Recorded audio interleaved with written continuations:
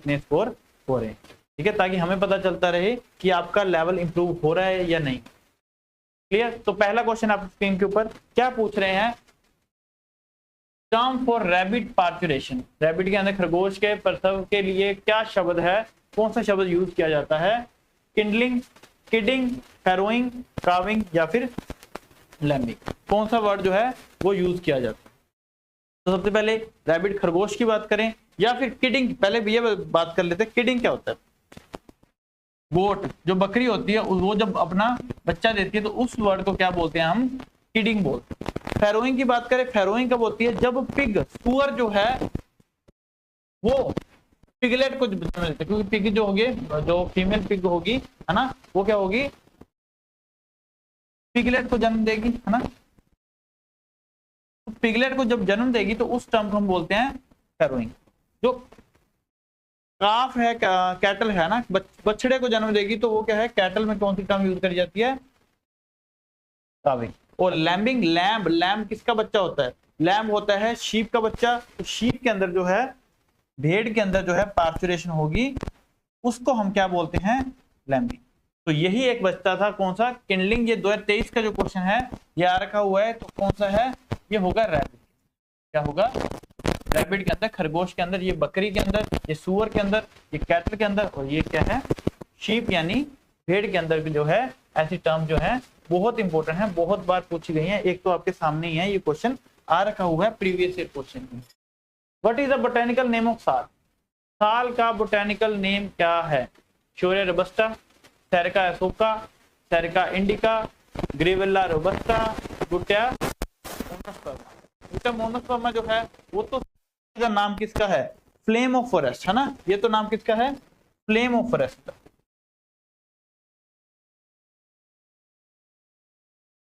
साथ में आंसर करते रहना भाई साहब, आपके लिए क्लास है ये।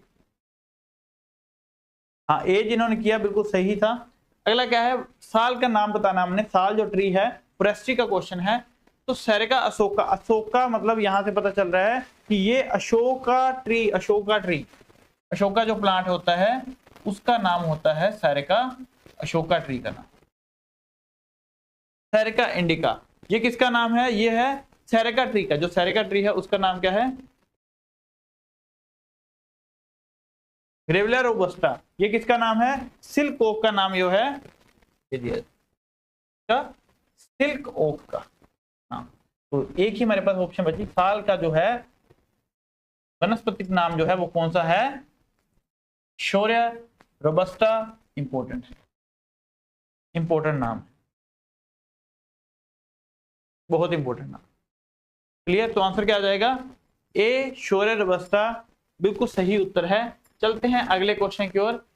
जर्मिनेशन परसेंटेज, प्याज के बीज का जो है अंकुरण जो है प्रतिशत क्या है, अंकुरण प्रतिशतता क्या होती है, 60, 65, 70, 75 या फिर 80। अब देखो, अगर जर्मिनेशन परसेंटेज की हम बात करें तो ये कॉटन में, कपास की फसल में ऐसा कुछ देखने को मिलता है 65%, जो कि बहुत कम होती है, क्योंकि कॉटन में एपीजियल जर्मिनेशन देखने को मिलती है।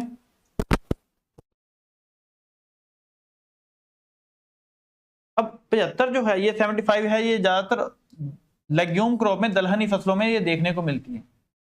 80 जो है ये देखने को मिलती है राइस के अंदर या फिर मेज के इनब्रेड लाइन के अंदर। 90 जो है सबसे ज्यादा किसमें देखने को मिलती है, मेज के हाइब्रिड जो हैं, मेज के मक्के के जो हाइब्रिड हैं उनमें 90% जो है जर्मिनेशन देखने को मिलती है। 85% जो है वो जर्मिनेशन किसमें देखने को मिलती है, वो देखने को मिलती है गेहूं, व्हीट और बार्ली, जौ और गेहूं।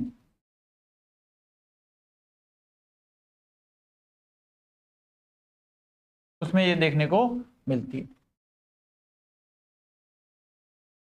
तो जो 70% है वो किसमें है, अनियन में, प्याज की फसल में, प्याज के बीज जो है उसको सर्टिफिकेशन तब मिलेगी जब उसका जो है अंकुरण प्रतिशत या फिर जर्मिनेशन परसेंटेज कम से कम 70% हो, तब उसको क्या है, सर्टिफाई किया जाएगा कि हाँ जी अब आप वैरायटी जो है वो लगा सकते हो। तो आंसर क्या आ जाएगा, 70% जो है वो अंकुरण प्रतिशतता होगी।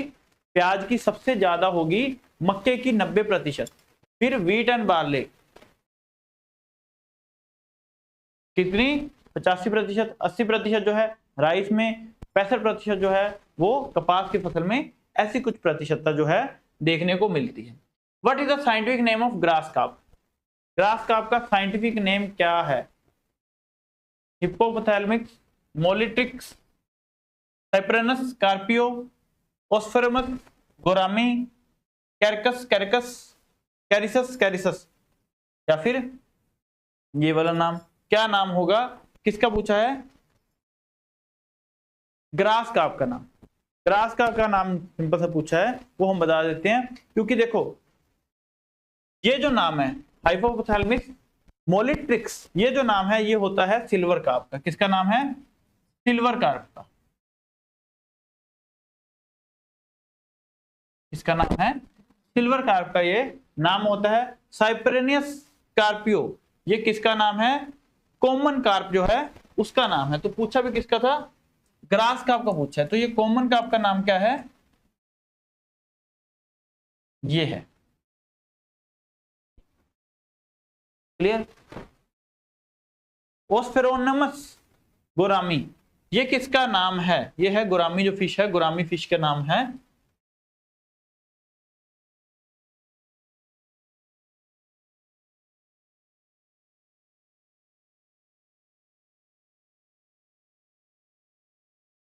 कैरिसियस, कैरिसियस, ये किसका नाम है? कैरिसियस ही जो है क्रूकियन जो आती है उस नाम से, उसी का नाम है। तो ये एक ही लास्ट में बची कौन सी? कैटेनोफ्रायरन गोडोन एडेला, ये कौन सा है? ये किसका नाम है?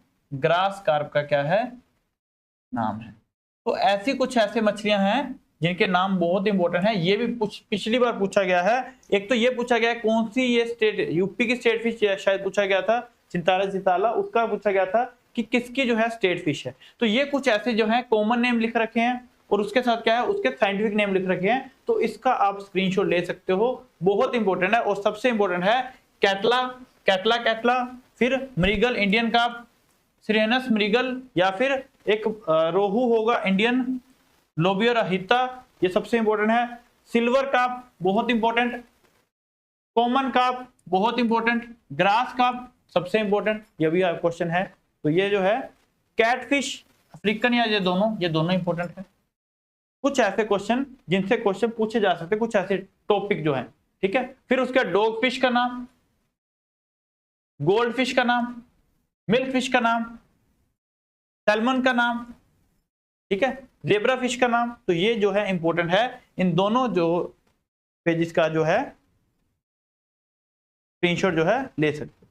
बिल्कुल क्लियर? हाँ जी, स्पीड बढ़ाएंगे राजे, बाकी सभी के साथ चलना होता है। Eight which stage is baby corn harvested? जो बेबी कॉर्न है वो उसकी जो हार्वेस्टिंग है, कटाई है, किस अवस्था में की जाती है? टेस्लिंग से 2-3 दिन बाद में, सिल्किंग के 2-3 दिन बाद में, मिल्किंग स्टेज पे, डो स्टेज पे, या फिर ऑल ऑफ दिस। अब बेबी कॉर्न क्या है? देखो बेबी कॉर्न जो है, उसके बेबी कॉर्न में जब हम छोटी छोटी मक्की खाते हैं ना, पिज्जा के ऊपर भी लगी होती है बेबी कॉर्न, तो वो जो है उसमें जो है फर्टिलिटी अभी, मतलब जो पोलिनेशन है वो नहीं हुई होनी चाहिए। इसीलिए बेबी कॉर्न में जो स्टराइल, मेल स्टराइल वैरायटीज हैं उनका यूज किया जाता है, जिसमें मेल क्या है? स्टराइल होता है, फर्टाइल कर ही नहीं पाता। तो फर्टिलाइजेशन से पहले कुछ ऐसी वैरायटीज जो हैं, जो फर्टाइल वैरायटी अगर यूज कर रहे हैं तो उसमें जो है पहले ही, फर्टिलाइजेशन से पहले ही हमें क्या करना है? इसको काट लेना है। तो मतलब मिल्किंग से डो स्टेज तो तब आएगी ना, ये तो बाद की स्टेजेस है, तो ये तो नहीं आएगी। तो मतलब क्या हुआ? टेस्लिंग में भी मेल पार्ट आ गया ना, तो मेल पार्ट या फीमेल पार्ट के 2-3 दिन बाद, जैसे ही फीमेल पार्ट सिल्किंग जो है स्टार्ट होती है, उसके 2-3 दिन बाद क्या कर लेते हैं? हम इसको काट लेते हैं। तो आंसर क्या रहेगा? B is right answer. 2-3 दिन बाद सिल्किंग के 2-3 दिन बाद क्या करते हैं? इसकी कटाई जो है कर लेते हैं। नेक्स्ट क्वेश्चन क्या है? Assistance from FPO and FPC in priority sector lending.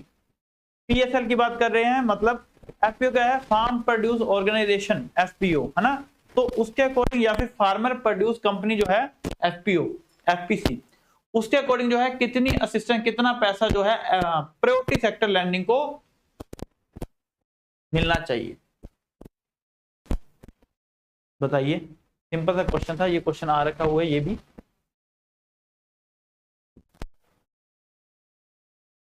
D, जो भी आंसर कर रहे हो डी, तो हाँ जी बिल्कुल सही है। 5 करोड़ की जो है असिस्टेंस जो है मिलेगी, assistance from farmer produce organisation की ओर से प्रायोरिटी सेक्टर लैंडिंग को 5 करोड़ रुपए जो है वो दिए जाएंगे। ठीक है, नेक्स्ट क्वेश्चन, ये पहले बता रखा था, maximum assistance for group of 5 members agri cleaning and agri business centre के अंदर अगर कोई 5 लोग जो है उसमें पैसा या लोन लेना चाहते हैं तो मैक्सिमम सब्सिडी जो है वो कितनी मिल सकती है, लोन जो है, सॉरी लोन कितना मिल सकता है। देखो 20 लाख का लोन मिलता है, बट अगर वो सिंगल एक पर्सन हो। एसी एबीसी की बात करें तो एसी एबीसी क्या है, 2002 में ये देखने को मिला आसपास उसके, तो ये क्या है, agree clinic and agri business centre. ये क्या था, अगर आपने एग्रीकल्चर की डिग्री कर रखी है तो उसमें आपको क्या है, पहले ट्रेनिंग लेनी पड़ेगी। ट्रेनिंग कौन देगा, ट्रेनिंग देगा manage agriculture, national agriculture extension management जो है वो जो है आपको क्या करेगा, ट्रेनिंग देगा। फिर आपको फंडिंग कौन करेगा, नाबार्ड। नाबार्ड फंडिंग किसके थ्रू करेगा, आरआरबी के थ्रू क्या करेगा, पैसा देगा अगर आपको लोन चाहिए। मतलब मैंने डेयरी का काम करना है तो डेयरी के काम से पहले मुझे क्या है 20 लाख तक का, अगर मैं अकेला हूं तो 20 लाख तक का मुझे क्या है सिर्फ डिग्री पे लोन मिल जाएगा। बट मैं अपने साथ 4 पार्टनर और ले आऊं तो हर एक पर्सन पे 20-20 लाख का लोन मिलेगा। मतलब तो मैं 100 लाख का मतलब 1 करोड़ का क्या कर सकता हूं, लोन ले सकता हूं। 1 करोड़ का जो है लोन लिया जा सकता है अगर 5 लोग हैं तो आंसर क्या आएगा, सी इज राइट आंसर, बिल्कुल सही, सी जो है सही उत्तर आएगा। अगला क्वेश्चन है 8th question, which of the following is a viral disease of Bombyx mori. Bombyx mori यानी कि बोले तो सिल्कवॉर्म की बात कर रहे हैं और वो भी मलबरी सिल्कवॉर्म की जो है बात की जा रही है। तो इनमें बताओ कौन सी जो है वायरल डिजीज है। जोंडिस, जोंडिस तो नहीं होगी। फेब्रिन, सोटो डिजीज, सोटो रोग, कौन कौन सा जो है इनमें से वायरल डिजीज है बताइए। देखो पहले तो बात करें, एक तो फ्लैचेरे है ना और गैटिन है ना। फ्लैचेरे हो गया, गैटिन हो गया। अगर यही हम पेब्रिन की बात करें तो पेब्रिन जो है वो प्रोटोजोल है, प्रोटोजोआ से होती है, तो ये बाहर निकाल देते हैं। फ्लैचेरे हो गया, फ्लैचेरे जो है वो बैक्टीरियल भी हो सकती है और ये भी हो सकती है, वायरल भी हो सकती है। तो फ्लैचेरे आंसर हो सकता है, बिल्कुल हो सकता है, क्यों नहीं हो सकता। बट फ्लैचेरे जो है वो बैक्टीरियल और वायरल दोनों से है, तो इसको भी थोड़ा सा बाहर निकाल, क्योंकि क्या आंसर कर रहे हो, फिर ए ही आंसर कर रहे हो। ठीक है, अगर फंगल की बात करें तो मस्कार्डिन हो गया, तो ये सारे क्या हैं,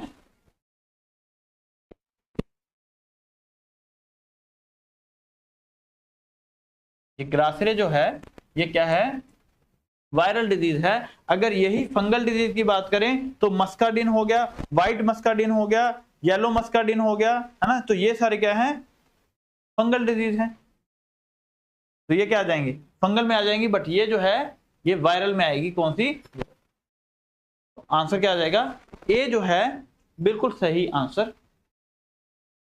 नेक्स्ट क्वेश्चन है, what is the name of process by which a cow eats food and then regurgitates previously consumed feed and chews it further। क्या है उस प्रक्रिया का नाम, क्या है जिसके द्वारा गाय भोजन खाती है और फिर पहले से खाए गए चारे को उगलती है और उसे आगे चबाती है। मतलब खाना आगे पहले जाएगा, फिर पहले उसे क्या करेगी, उगलेगी, फिर आगे हो और चबाएगी, मतलब अंदर जाएगी फिर खाना बाहर आएगा। ऐसा कुछ क्वेश्चन पूछा गया था, ये भी आ रखा हुआ है। उसको क्या बोलते हैं, उसको बोलते हैं इनसेलिवेशन, रूमिनेशन, डाइजेशन, एब्जॉर्प्शन या फिर करी। तो हमने क्या पढ़ा हुआ है, 4 पार्ट होते हैं। जैसे ये होता है माउथ, माउथ से खाना कहां जाएगा, ये माउथ है, माउथ से खाना जाएगा ओइसोफेगस के अंदर, ओइसोफेगस से खाना कहां जाएगा, र्यूमन के अंदर, र्यूमन से जाएगा रेटिकुलम के अंदर, रेटिकुलम के से जाएगा ओमेसम, फिर जाएगा एबोमेसम के अंदर। तो ये जो है 4 पार्ट होते हैं किसके, स्टमक के। तो ये 4 पार्ट में सबसे बड़ा पार्ट जो है वो कौन सा होगा, र्यूमन, और यहाँ पर खाना जाकर क्या है फिर से एक बार वापस आता है, फिर उसको दोबारा से चबाया जाता है। उस प्रोसेस को क्या बोलते हैं, उसी प्रोसेस का नाम दिया जाता है, क्योंकि एनिमल जो है, ये जो कैटल है ये क्या है, रूमिनेंट्स हैं, तो इस सारे प्रोसेस को ही क्या बोलते हैं, रूमिनेशन प्रोसेस बोलते हैं। कभी देखा हो जुगाली कर रही होती है, तो उस जुगाली करने वाले प्रोसेस को क्या बोलते हैं, रूमिनेशन होती है, क्योंकि वो अंदर खाना पहले खाती है, फिर उसको बाहर क्या करती है, वापस लेके आती है और फिर से दोबारा चबाती है। हाँ जी, स्पीड इंक्रीज करने को बच्चे बोल रहे हैं, कोई बात नहीं, कर देते हैं। तो आंसर क्या रहेगा, रूमिनेशन जो है वो सही उत्तर है। अगला क्वेश्चन बहुत ही इजी क्वेश्चन है, रेड डिलीशियस जो है वो किसकी वैरायटी है, कौन सी वैरायटी है, हॉर्टिकल्चर का क्वेश्चन है, ये सीधा सीधा क्वेश्चन आ रखा हुआ है। याद रखना, मैंगो के अंदर अमरपल्ली हो गया, लंगड़ा, चौसा, दशहरी, मलिका, नीलम, रोजिका, ये मैंगो की इन वैरायटीज पे क्वेश्चन आ रखे हुए हैं। पपाया की बात करें तो पपाया के क्वेश्चन आ रखे हुए, कौन सी ऐसी वैरायटी है जो म्यूटेंट वैरायटी है। पूसा नन्ना पे क्वेश्चन आ रखा है, हाई डेंसिटी प्लांटिंग के लिए कौन सी यूज करते हैं। मैंगो में हाई डेंसिटी प्लांटिंग के लिए कौन सी यूज करते हैं। पीली पट्टी, भूरी पट्टी, क्रिकेट बॉल किसकी वैरायटी है, स्पोटा की वैरायटी है। ये क्वेश्चन आ रखे हैं, प्रीवियस ईयर क्वेश्चन जो है उनकी बात कर रहे हैं। तो ये जो आंसर रहेगा, रेड डिलीशियस किसकी, नाम से पता चल रहा है, लाल डिलीशियस है ना, लाल कलर की स्वाद है ना, स्वाद वाली जो वैरायटी कौन सी है, उसका नाम रेड डिलीशियस है। तो क्या है, एप्पल की शेप में देखने को मिलती है। अगला क्वेश्चन है, इंजीनियरिंग पे secondary tillage that pulverise the soil to improve seed preparation, कौन सी इनमें से सेकेंडरी टिलेज है, द्वितीय जुताई है, जो बीज की तैयारी में सुधार के लिए मिट्टी को इंप्रूव करेगी, सीड की प्रिपरेशन के लिए बढ़ाएगी, वो कौन सा है, डिबलिंग, प्लोइंग, ड्रिलिंग। ड्रिलिंग तो बाहर निकालते क्योंकि ये सोइंग के लिए यूज करते हैं, ठीक है। प्लोइंग जुताई, जुताई में तो फिर प्राइमरी टिलेज सेकेंडरी टिलेज दोनों हो गया, और प्लोइंग ज्यादातर जो है वो प्राइमरी टिलेज प्राथमिक जुताई का साधन होता है। ये डिबलिंग जो है ये भी सोइंग के लिए यूज करते हैं, बुआई के लिए यूज करते हैं, इसमें डिबलर यूज किया जाता है, आज ही क्लास में करवाया था, है ना। तो टिलिंग, टिलिंग भी नहीं होगा तो क्या होगा, हैरोइंग। हैरोइंग के लिए कौन कौन से इंप्लीमेंट यूज करते हैं, disc harrow, spike tooth harrow, spring tooth harrow, पटेला भी यूज कर सकते हैं, ब्लेड हैरो भी यूज कर सकते हैं, या फिर इसके साथ और क्या यूज कर सकते हैं, कल्टीवेटर भी यूज हो सकता है। तो ये क्या है, सारी द्वितीय जो जुताई के साधन है। तो आंसर क्या आ जाएगा, हैरोइंग आ जाएगा। ये जो है बिल्कुल सही उत्तर है। अगला क्वेश्चन है, it is a product made from curd, दही से बना हुआ एक product which is made from milk by adding, है ना। देखो इसमें ना एक एडिंग रेनेट कल्चर आएगा, रेनेट, है ना। तो उसको बनाकर उसमें कल्चर डालकर मॉइस्चर को रिमूव करके प्रेस करके कट करके उसको क्या बनाते हैं, कौन सा जो है इनमें से प्रोडक्ट बनेगा, तो वो बताना था। देखो योगर्ट, बटर, चीज, जहां पर ये बात इसकी बात आ जाए तो वहां पे हमेशा आंसर क्या आएगा, उससे क्या बनेगा, चीज। क्या बनेगा, चीज बनेगा। घी आंसर नहीं आ सकता, कर्ड से कर्ड तो नहीं होगा, योगर्ट हो सकता है पर ये मीठे वाला वो वाला दिखने को मिलता है, ये भी नहीं होगा। तो चीज ही क्या आएगा, सी ही क्या होगा आपका आंसर होगा, सी जो भी आंसर कर रहे हो, पनीर जो भी आंसर कर रहे हो, बिल्कुल सही उत्तर है। अगला क्वेश्चन, ये कुछ ये ब्रीड देख लो बस, उसके बारे में पूछा है, which Himalayan breed found in Jammu Kashmir, कौन सी ऐसी ब्रीड है गोट की, बकरी की ब्रीड जो कि हिमाचल प्रदेश, जम्मू कश्मीर, लॉन्ग हॉर्न हो, है ना, जिसके सींग जो है वो नस्ल, जिसके सींग जो है लंबे, सींग जो है नीचे को गिरे, कान जो है नीचे को गिरे हुए, स्मॉल टीट्स, जो थन है वो बिल्कुल छोटे हों, एंड कलर मोस्टली ब्राउन और ब्लैक, थन छोटे हैं, कलर मोस्टली क्या है, भूरा या काले रंग का हो, प्रोड्यूस फाइन वूल, सबसे फाइन वूल जो देती है, बढ़िया होता है, वो कौन सी ब्रीड है, उस्मानाबादी, सिरोही, मारवाड़ी। मारवाड़ी तो बाहर निकालते क्योंकि ये फाइन वूल नहीं देती। बर्बरी जो है वो ये कौन सी ब्रीड है, जो शहरों में रहती है, शहरों वाली नस्ल है ना, सबसे छोटी ब्रीड जो है शहरों में रहती है, उसकी बात कर रहे हैं, ये शहर में रहेगी, ये शहरी ब्रीड है ये, ठीक है। तो कौन सी ब्रीड ऐसी है जो हिमाचल प्रदेश वहां से आई है, और सबसे बढ़िया जो ऊन जो है वो मिलता है, वो कौन सी ब्रीड है, यही गड्डी, जो गड्डी ब्रीड है वही, उसी की बात कर रहे हैं। तो आंसर क्या आ जाएगा, ई। नेक्स्ट चलते हैं अगले क्वेश्चन की ओर। क्या पूछा है, what is the percentage of sand in Sandy soil if the clay percentage is less than 15%। Sandy soil के अंदर, रेतली मिट्टी के अंदर रेत की प्रतिशत क्या होगी यदि मिट्टी की प्रतिशत 15% से कम है? तो मतलब क्ले परसेंट जो है 15% से कम हो तो सैंड की कितनी जो है होगी जब उसको सैंडी बोलेंगे। देखो जब क्ले सॉइल को क्ले कब बोलेंगे, ये क्वेश्चन आ रखा हुआ है जब 25 से 30% से ऊपर क्ले पार्टिकल हो जाएं तब उसको क्ले सॉइल बोलते हैं। वैसे ही सेम किसी भी सॉइल को स्टिकी कब बोलेंगे, जब उसमें 15% से ऊपर क्या हो, क्ले हो जाए। तो मतलब ये भी क्वेश्चन आ रखा हुआ है, ये अभी रिसेंटली आया था, तो ये भी रिसेंटली आ रखा हुआ है 2023 में। सैंडी सॉइल को सैंडी कब बोलेंगे, जब उसमें 85% से ऊपर क्या हो जाए, सैंड के पार्टिकल हो जाएं, रेत के पार्टिकल हो जाएं, तो ही उसको क्या बोलेंगे, सैंडी सॉइल या फिर रेतली मिट्टी जो है बोला जाएगा।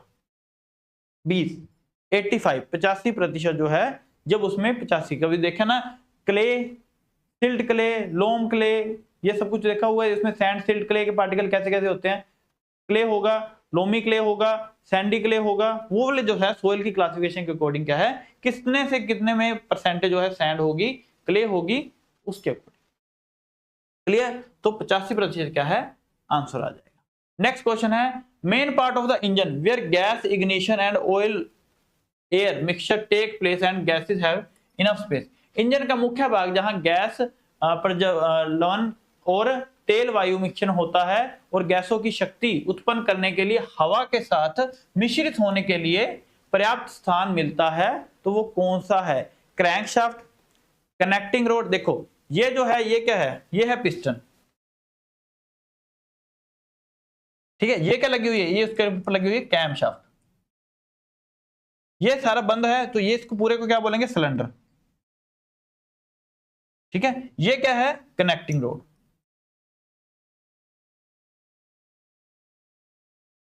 ये क्या है, क्रैंकशाफ्ट।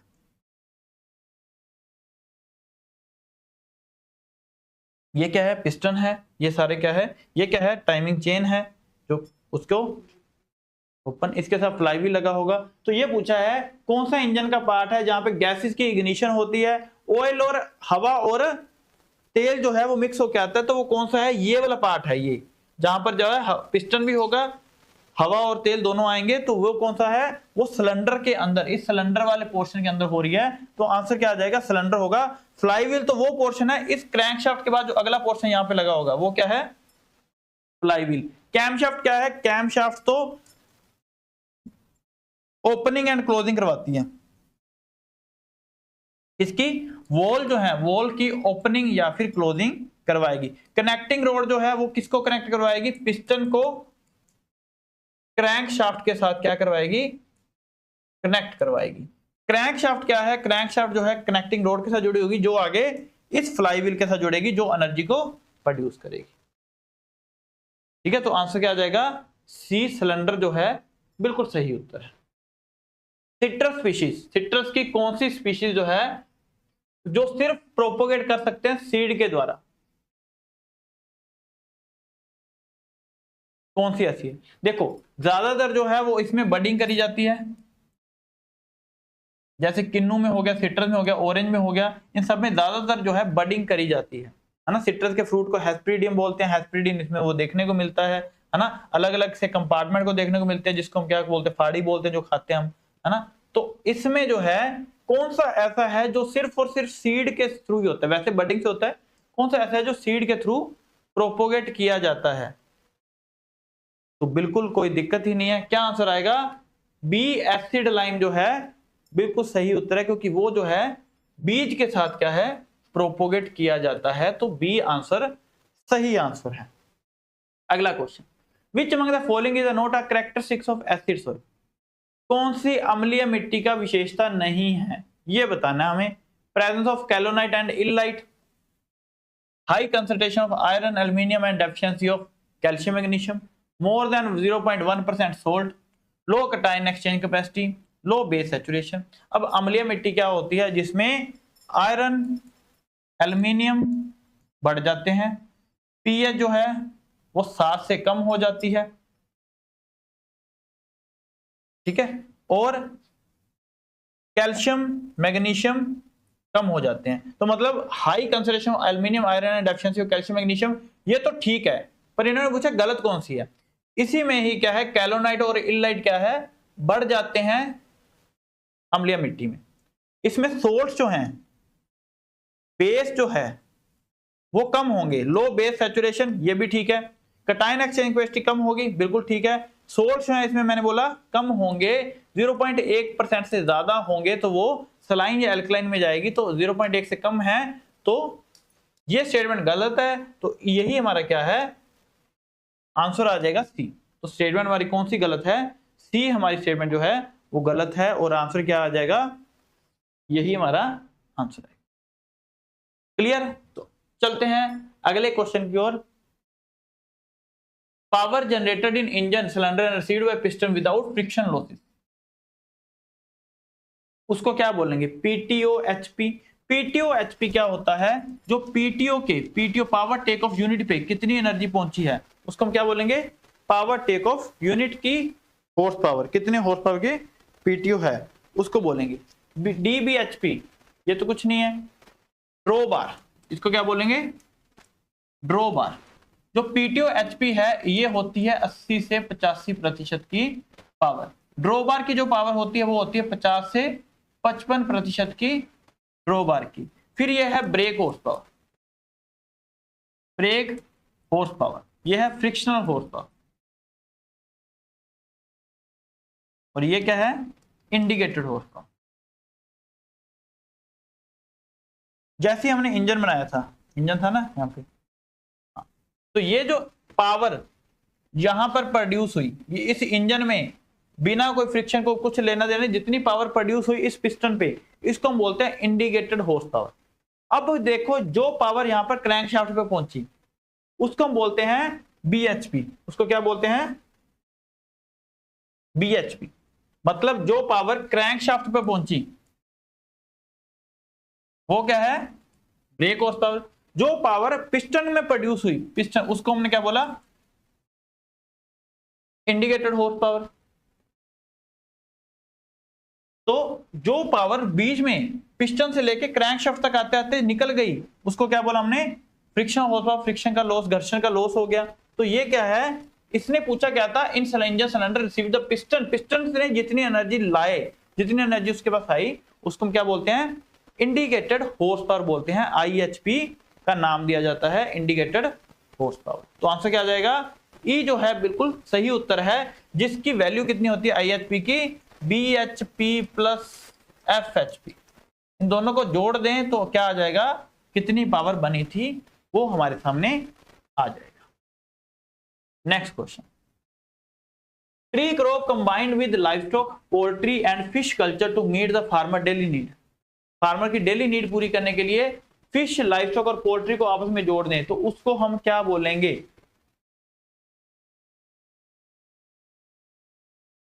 Agree silviculture. ये तो एग्री सिल्वी क्या है, ट्रीज लगाना, बड़े बड़े पेड़ लगाना। एग्री क्या है, क्रॉप्स लगाना, एग्रीकल्चर क्रॉप्स लगाना। क्रॉप्स और ट्री लगाएंगे तो एग्री सिल्वीकल्चर। एग्रो फॉरेस्ट्री क्या है, फॉरेस्ट लगाने, फॉरेस्ट वाले जो पेड़ हैं, जैसे हमने पढ़ा सोल पढ़ा, टाली पढ़े, वो सारे क्या है, वो पेड़ लगाएंगे तो एग्रो फॉरेस्ट्री है। एग्री हॉर्टिकल्चर क्या है, ये तो क्रॉप्स प्लस हॉर्टिकल्चर लगाना। एक्वा फॉरेस्ट्री क्या है, एक्वेटिक एनिमल प्लस फॉरेस्ट्री लगाना। होमस्टेड एग्रो फॉरेस्ट्री क्या है, जो हम अपने घर पे खाने के लिए कोई भी एग्रो फॉरेस्ट्री कर रहे हैं, क्रॉप्स लगा रहे हैं, साथ में एक्वाकल्चर कर रहे हैं, लाइवस्टॉक कर रहे हैं, पोल्ट्री कर रहे हैं, फिशरी कर रहे हैं, कुछ भी कर रहे हैं, तो वो क्या है, फार्मर की अपनी खुद की डेली नीड, उसको ही क्या बोलेंगे, सी होमस्टेड एग्रो फॉरेस्ट्री का नाम दिया जाएगा। तो आंसर क्या आ जाएगा, c homestead agroforestry. Next चलते हैं, in a combine harvester the ratio of reel peripheral speed for forward speed should normally be in range of. क्या पूछ रहे हैं कि ये जो है, ये देखो ट्रैक, ये क्या है, कंबाइन हार्वेस्टर है। कंबाइन हार्वेस्टर के अंदर ये जो घूम रहा है, ये आगे वाला पोर्शन, इसको हम क्या बोलते हैं, रील।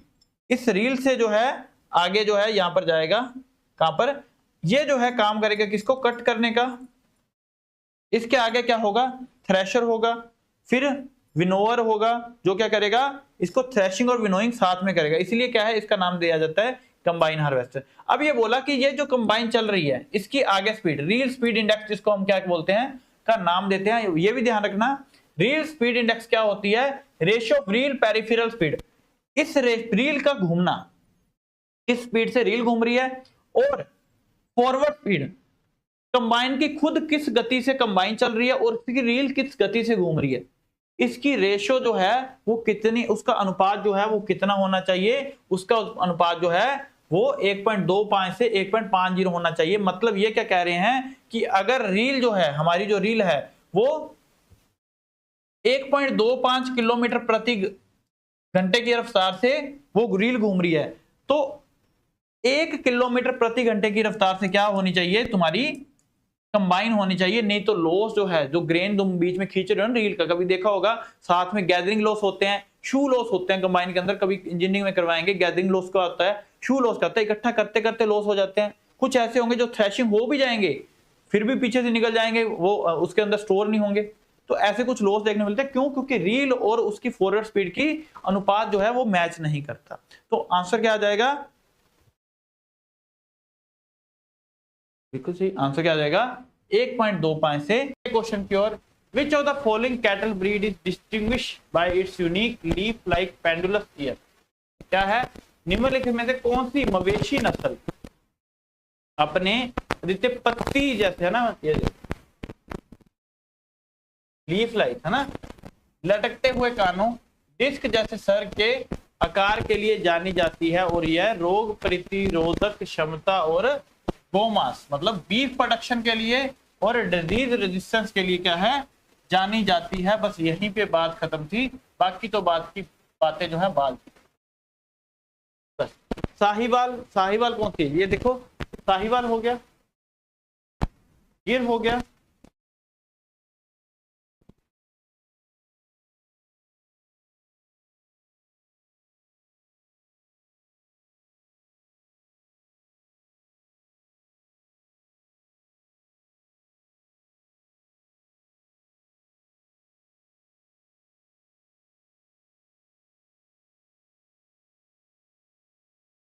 साहिवाल, गिर, अंगोल, थारपारकर, रेड सिंधी। अगर यही हम मिल, साहिवाल क्या है, इसका सबसे मीठा दूध होता है ना, मीठा दूध देखने को मिलता है साहिवाल का, और सबसे बढ़िया ये मानी जाती है देसी नस्लों की जो है, मवेशी नस्ल जो है वो सबसे बढ़िया ये मानी जाती है साहिवाल, देसी जो है इंडिजिनस। क्लियर। फिर गिर की बात करें, गिर क्या है, ये जो हम बात कर रहे हैं, ये जो क्वेश्चन पूछा गया है वो इसी गिर ब्रीड के बारे में पूछा गया है। देखो कहां से ओरिजिनेट हुई है, गिर फॉरेस्ट, गिर के जंगलों में, काठियावाड़ गुजरात के जो है जंगलों में ये मिलती है, वहां से आई है। ठीक है, काठियावाड़ी, अजमेरी, डेसन, सूरती, गुजराती, सोरथी, रेंदी, बंदमैन, ये जो है भदावरी, इसका जो है नाम है भदावरी। वैसे तो बफलो की भी, भैंस की भी जो है एक नस्ल है। क्लियर। उसके बाद इसके जो कैरेक्टर्स हैं वो स्पेशल कैरेक्टर्स क्या हैं, कैरेक्टर्स हैं इसके, देखो second important milk breed, Sahiwal के बाद दूसरी जो है इंपॉर्टेंट मिल्क ब्रीड है, लीफ लाइक जो है, पेंडुलस जो है, कान होते हैं, हेड जो है वो डिस्क टाइप होता है, हॉर्न्स होते हैं, वो जो सींग होते हैं उसके कर्व्ड होते हैं, बीफ प्रोडक्शन और डिजीज, रोग प्रतिरोध और बीफ के लिए जो है, यही तो था, गोमांस उत्पादन के लिए जानी जाती है। क्लियर। तो आंसर क्या आना था, बी, गिर जो है हमारा सही उत्तर। दूसरा क्वेश्चन है आपकी स्क्रीन के ऊपर, क्या क्वेश्चन पूछा है, which tillage implement requires minimum draft per unit width. कौन से ऐसे टिलेज, भूपृष्ठीकरण का जो है इंप्लीमेंट है, यंत्र है जिसको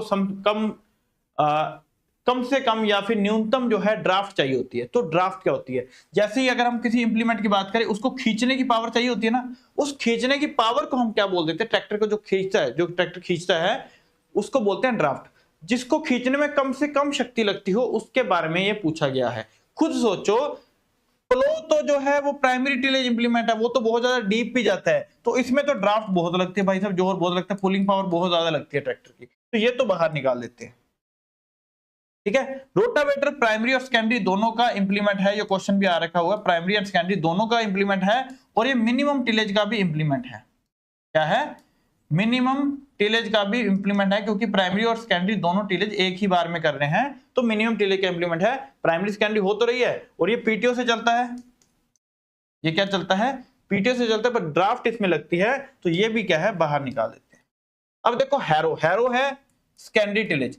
अब मैंने पहले ही बताया था, जब सोइंग, जब बुआई करते हुए या प्लांटिंग करते हुए या ट्रांसप्लांटिंग करते हुए कोई भी यंत्र, कोई भी इंप्लीमेंट यूज करते हैं, जैसे सीड ड्रिल होगी, वहां पर ड्राफ्ट सबसे कम होती है। अगर यहां पर प्लांटर ऑप्शन ना होती और कल्टीवेटर होता, तो हमारा आंसर कल्टीवेटर आ जाता, क्योंकि वैसे तो सेकेंडरी टिलेज का है, बट वो वीड को कंट्रोल, वीड को कंट्रोल करने के लिए यूज करते हैं, तो उसमें भी ड्राफ्ट जो है वो कम लगती है। तो हमारा यहाँ पे आंसर क्या आना था? प्लांट। हमारा क्या आंसर आना था? प्लांटर हमारा आंसर हो जाना था। जो बी है बिल्कुल सही उत्तर है, दूसरे का आंसर आएगा वो बी आएगा, बिल्कुल सही है। Third, which of the following method of castration, है ना, बदियाकरण के निम्न लिखने से किस विधि को रक्तहीन बदियाकरण के नाम से भी जाना जाता है? ये पहले भी एक बार क्वेश्चन करवा चुके हैं, वही क्वेश्चन रिपीट हो रखा है, कोई बड़ी बात नहीं है, पर हाँ वो मैराथन की बात है। ठीक है, तो जो भी बच्चे देख रहे हैं, तो डेली 3:15 पे ये क्लास हुआ करेगी। ध्यान रखना, 20 क्वेश्चन होंगे, आपने आंसर करना है और खुद को एनालाइज करना है आपके कितने नंबर बन रहे हैं। ठीक है, और डेली कमेंट सेक्शन में बता के जाया करो, ताकि आपको पता चलता रहे कि आपकी इंप्रूवमेंट हो रही है या नहीं हो रही, वृद्धि हो रही है कि नहीं आप में। ठीक है, चलो, which of the following method of castration, बदियाकरण की कौन से जो ब्लडलेस, जिसमें ये जो है यूज किया जाता है?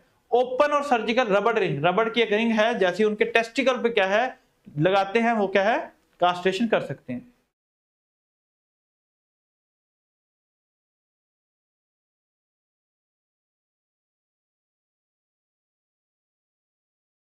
जेआरएफ करने के बाद तो भाई स्कॉलरशिप मिलती है, ठीक है, तब तो पैसा मिलता है। ठीक है, तो ये क्या है, यही है बुर्डिजो कास्ट्रेटर, जो है ये जो कास्ट्रेटर है, इसमें जो है रक्तहीन, ये सबसे बढ़िया माना जाता है।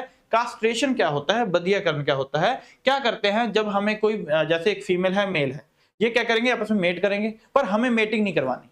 हमें क्या है, क्योंकि मेल का जो ध्यान है ना, सिर्फ हमने क्या है, अपने खेत के, है ना, भार ढोने के लिए, काम के लिए यूज करना है उसको, तो उसका ध्यान इधर उधर ना जाए, तो हम क्या कहते हैं, जब वो छोटा होता है ना, तब उसके क्या है, टेस्टिकल जो है, जो मेल पार्ट है, मेल पार्ट के जो टेस्टिकल है, वो रिमूव कर देंगे। उसको रिमूव करने के बाद क्या होगा, अब वो जो है वो मेट नहीं कर पाएगा, उसका ध्यान उधर नहीं जाएगा, तो वो जो है भार ढोने के काम आएगा। ठीक है, ये ज्यादातर करते हैं जो ड्रोट एनिमल हैं, उनके अंदर ये करी जाती है। और ये जो ब्रीडो कास्ट्रेटर है, ये सबसे बढ़िया है, जिसमें रक्तहीन जो है बदियाकरण जिसको बोलते हैं। तो ए क्या है, बिल्कुल सही आंसर होगा, ए इज राइट आंसर, बिल्कुल सही। अगला क्वेश्चन है आपकी स्क्रीन के ऊपर, the amount of ammonium chloride, ये देखो सामने बैग दिख रहा है अमोनियम क्लोराइड का, required to provide 1 kilogram of nitrogen, 1 kilogram nitrogen provide करने के लिए अमोनियम क्लोराइड कितनी चाहिए होगी? न्यूमेरिकल टाइप है, इजी पीजी ब्रो, है ना। कैसे करेंगे, सबसे पहले देखो, अगर हम बात करें अमोनियम क्लोराइड, यहां पे दिख रहा है अमोनियम क्लोराइड, नाइट्रोजन 25%, है ना, कंपनी छोड़ देते, कंपनी तो अलग अलग होगी। नाइट्रोजन 25% जो है नाइट्रोजन है। हमने बताना है 1 किलोग्राम नाइट्रोजन चाहिए, मतलब अगर हम 100 किलोग्राम नाइट्रोजन, ये अमोनियम क्लोराइड डालेंगे, तो 25%, मतलब 25 किलोग्राम क्या आएगी, नाइट्रोजन आएगी। 25 किलोग्राम क्या आएगी, नाइट्रोजन आएगी। और अगर हमें क्या है, 1 किलोग्राम नाइट्रोजन चाहिए, तो ये 25 चला जाएगा नीचे, तो 100 बटा क्या आ जाएगी, 25 आ जाएगी। तो 1 किलोग्राम नाइट्रोजन 25 1 4, तो ये क्या आ गया, 4 किलोग्राम अमोनियम क्लोराइड डालेंगे तो 1 किलोग्राम क्या मिलेगी, हमें नाइट्रोजन मिलेगी। अगर हमें ये जानना होता कि कितनी अमोनियम क्लोराइड चाहिए, तो फिर हम इसको नीचे लेके जाते। तो मतलब क्या है, 1 किलोग्राम अमोनियम क्लोराइड में 250 ग्राम क्या होती है, नाइट्रोजन होती है, यही तो कहना चाहते हैं। तो 4 किलोग्राम में कितनी होगी, 1 किलोग्राम नाइट्रोजन होगी, तो आंसर क्या आ जाएगा, 4। ऐसे क्वेश्चन पूछे जाते हैं, कौन सा बैग कितने केजी का होता है। यूरिया का पूछा गया, पहले 50 केजी का होता था, अब यूरिया का जो बैग है वो 45 केजी का आना शुरू कर गया। क्यों अब आता है, क्यों, नाइट्रोजन को कम करना चाहते हैं गवर्नमेंट, जो है सरकार, जो है नाइट्रोजन को कम करना है। नहीं, रबर रिंग नहीं होता। रबर रिंग में वो जो है, रबर रिंग में उसको दिक्कत होती है, इतना इजी नहीं होता। जो बुर्जिडो कास्ट्रेटर है वो सबसे बढ़िया माना जाता है। क्लियर? आगे ब्लोसम एंड्रोट है ना। ब्लोसम एंड्रोट जो डिजीज है वो किस में होती है? Dash plant due to dash deficiency. Blossom end rot जो है रोग, BER रोग, ये तो बहुत इजी था, पौधे में होता है। डैश और डैश की कमी के कारण होता है। आलू कैल्शियम, टमाटर बोरोन, टमाटर कैल्शियम, फूल गोभी मोलिब्डेनम।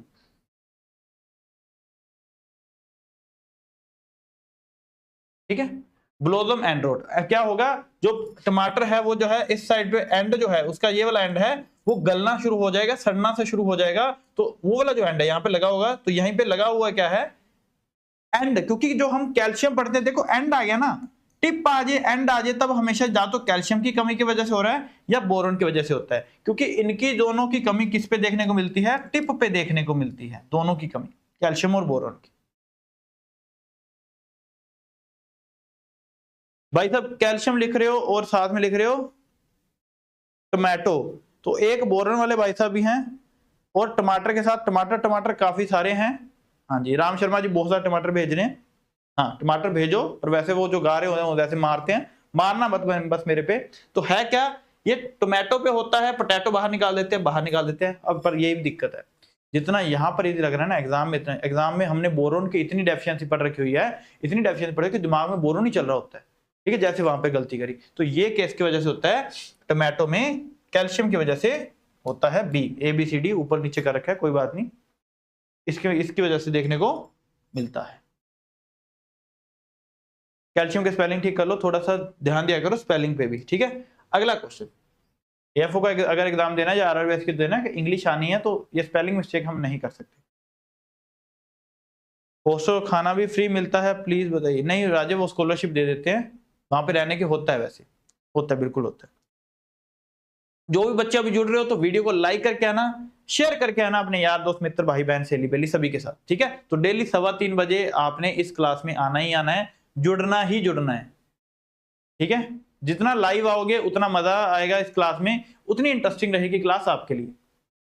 तो क्या है, व्हाट शुड बी द राष्ट्रीय वर्ण नीति 1988 के अनुसार, 1988 के अनुसार वर्ण के अंतर्गत भौगोलिक क्षेत्र का कितना प्रतिशत होना चाहिए? अगर हम यही इंडिया की बात करें, इंडिया का 329 मिलियन 328 मिलियन हेक्टेयर क्या है? इंडिया का एरिया है। जो रिपोर्टेड एरिया है वो 308 मिलियन हेक्टेयर है। अब इसमें फॉरेस्ट कितने हैं, है ना, जो है वन कितने हैं, वो एक बात इंपॉर्टेंट है। सबसे ज्यादा जो एरिया है वो है राजस्थान के पास। जंगल जो सबसे ज्यादा है, वन जो सबसे ज्यादा है वो है मध्य प्रदेश के पास। मध्य प्रदेश वैसे ज्योग्राफिकल एरिया में मध्य प्रदेश जो है दूसरे नंबर पे आता है, एरिया जो है सबसे ज्यादा, क्षेत्रफल जो है मध्य प्रदेश का ज्यादा है। बिल्कुल सही। अगर हम बिल्कुल प्लेन की बात करें, जहां पर हम जैसे नॉर्थ में रह रहे हैं, तो वहां पर 33% एरिया जो है वो वन के अधीन होना चाहिए। और अगर पूछ ले पहाड़ों पे, हिल्स पे, तो कितना होना चाहिए? 60% एरिया जो है वहां पर होना चाहिए। अब क्वेश्चन ये तो पता चल गया, बट आपने बताना है अभी अभी, क्योंकि देखो इंडिया के अकॉर्डिंग एक है फॉरेस्ट कवर, एक है ट्री कवर। ट्री कवर में तो चलो चंडीगढ़ आगे है ना, अगर यूटी की बात करें, यूनियन टेरिटरी की बात करें, चंडीगढ़ बहुत आगे है ट्री कवर के अंदर। पर फॉरेस्ट कवर इंडिया का कितना है और ट्री कवर इंडिया का कितना है, ये आपने बताना है, ये पूछ सकते हैं, इंपॉर्टेंट है, बताना जल्दी। नहीं बता रहे तो आप फिर ये कमेंट सेक्शन बताओगे।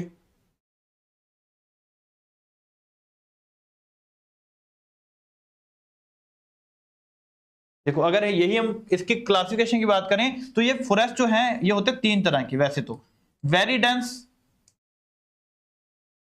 मॉडरेट डेंस, ओपन फॉरेस्ट और स्क्रब।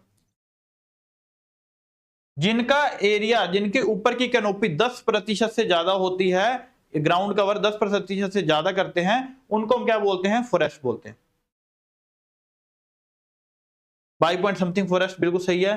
2 पॉइंट समथिंग जो है ट्री, पूरा पॉइंट भी बता दो, अब मजा आ जाए। वेरी डेंस में जो है 70% से ज्यादा जो है उसकी कैनोपी होगी, ये होगी 40 से 70% के आसपास, ये होगी 10 से 40 और ये होगी 10 से कम। जो 10 से कम है इनको ज्यादातर फॉरेस्ट में काउंट नहीं करते। ये जो है क्लासिफिकेशन 10 से ऊपर जो है अगर ग्राउंड कवर कर रहे हैं, जैसे पूरा एक हेक्टेयर का एरिया है, वो 10% से ज्यादा उसका जो है छज्जा सा ट्री का वो होना चाहिए, ठीक है। उसकी छाया भी जो है 10% से ज्यादा होनी चाहिए। इसका आंसर क्या है? 33%। अगला question, LA cropping, a practice where crop are grown alongside perennial tree or shrub, is a form of agroforestry aimed at improving land productivity and soil health. True और फॉल्स बताना है। LA गली फसल जो है एक ऐसी प्रथा जिसमें फसलें बारहमासी पेड़ों या झाड़ियों के साथ उगाई जाती हैं। कृषि वानिकी का एक रूप है जिसके उद्देश्य भूमि उत्पादकता और मिट्टी के स्वास्थ्य में सुधार करना है। क्या ये सत्य है? क्या ये असत्य है? LA cropping is the same as mix cropping. LA cropping जो है वो सेम मिक्स क्रॉपिंग की तरह होती है, ऐसा नहीं होता कुछ। मिक्स क्रॉपिंग जो होती है, मिक्स फार्मिंग जो होती है, वो होती है जब हम लाइवस्टॉक के साथ करते हैं, पशुओं के साथ करते हैं, पशुपालन के साथ करते हैं, तो वो होती है मिक्स फार्मिंग। ये भी क्वेश्चन आ रखा हो। LA cropping involves growing crop in a continuous stream without any tree. बिना किसी ट्री के लगाएं तो ये भी नहीं होता। LA cropping is not used in agroforestry practice. Use तो करते हैं तो ये भी गलत है। अब ये बताना है कि ये LA क्रॉपिंग के बारे में सही डेफिनेशन है कि नहीं।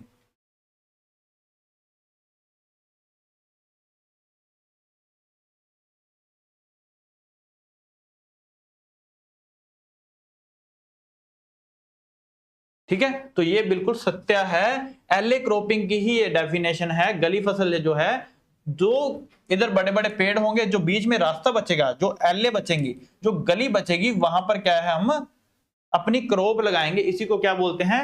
LA क्रॉपिंग बोला जाता है। तो सत्य है, ए इज राइट आंसर। अगला क्वेश्चन है, central avian research institute. Central avian research institute जो है वो कब बना, कहां बना, वो तो सबको पता होगा। कब बना, दिक्कत यहां पर है। बिल्कुल सत्य ही।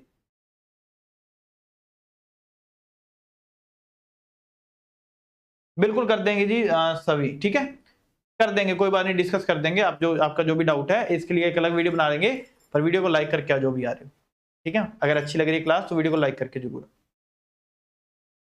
The central avian research institute was established in which year? Central avian research institute actual में है कहां पे? इजाद नगर। ये भी क्वेश्चन आ रखा हुआ है, इजाद नगर, CARI, central avian research institute. बना कब बना? नवंबर के बीच में 1979, 1979 में क्या है, शायद 2 नवंबर है, ये कंफर्म नहीं है, ये बता देंगे, पर हाँ मेरे अकॉर्डिंग जो है 2 नवंबर 1979, 1979 में क्या है, ये बना था। तो ज्यादातर जो आपको पूछा जाएगा ईयर पूछा जाएगा, डेट बहुत कम पूछी जाती है, ठीक है। तो ईयर 1979, 1979 में जो है सेंट्रल एवियन रिसर्च इंस्टीट्यूट बना। क्या काम था? जो पोल्ट्री के अंदर बढ़ावा देने के लिए, पहले काफी देर से बना हुआ, तो बाद में इसको नाम चेंज करके इसका ये नाम आया था। पोल्ट्री को बढ़ावा देने के लिए, बर्ड्स को बढ़ावा देने के लिए, ये दिख रहा है, ठीक है, तो उसके लिए ये बनाया गया। क्लियर? अगला क्वेश्चन क्या है? Growing crop along with the perennial is known as. बारहमासी फसलों के साथ फसल उगाने वाले को क्या कहा जाता है? Mix farming. मिक्स फार्मिंग अभी बताया, एनिमल हस्बेंड्री के साथ, एनिमल्स के साथ, लाइव स्टॉक के साथ करते हैं, पशुपालन के साथ करेंगे तो उसको हम बोलते हैं मिक्स फार्मिंग। ले क्रॉपिंग क्या होता है? ले क्रॉपिंग होता है जब हम किसी भी लेग्यूम, दलहनी फसलों या फिर लेग्यूम जो है फोडर, घास वगैरह है ना, दलहनी जो घास है उनके, उसके साथ अगर हम कोई क्रॉप लगाएंगे तो वो होता है ले क्रॉपिंग।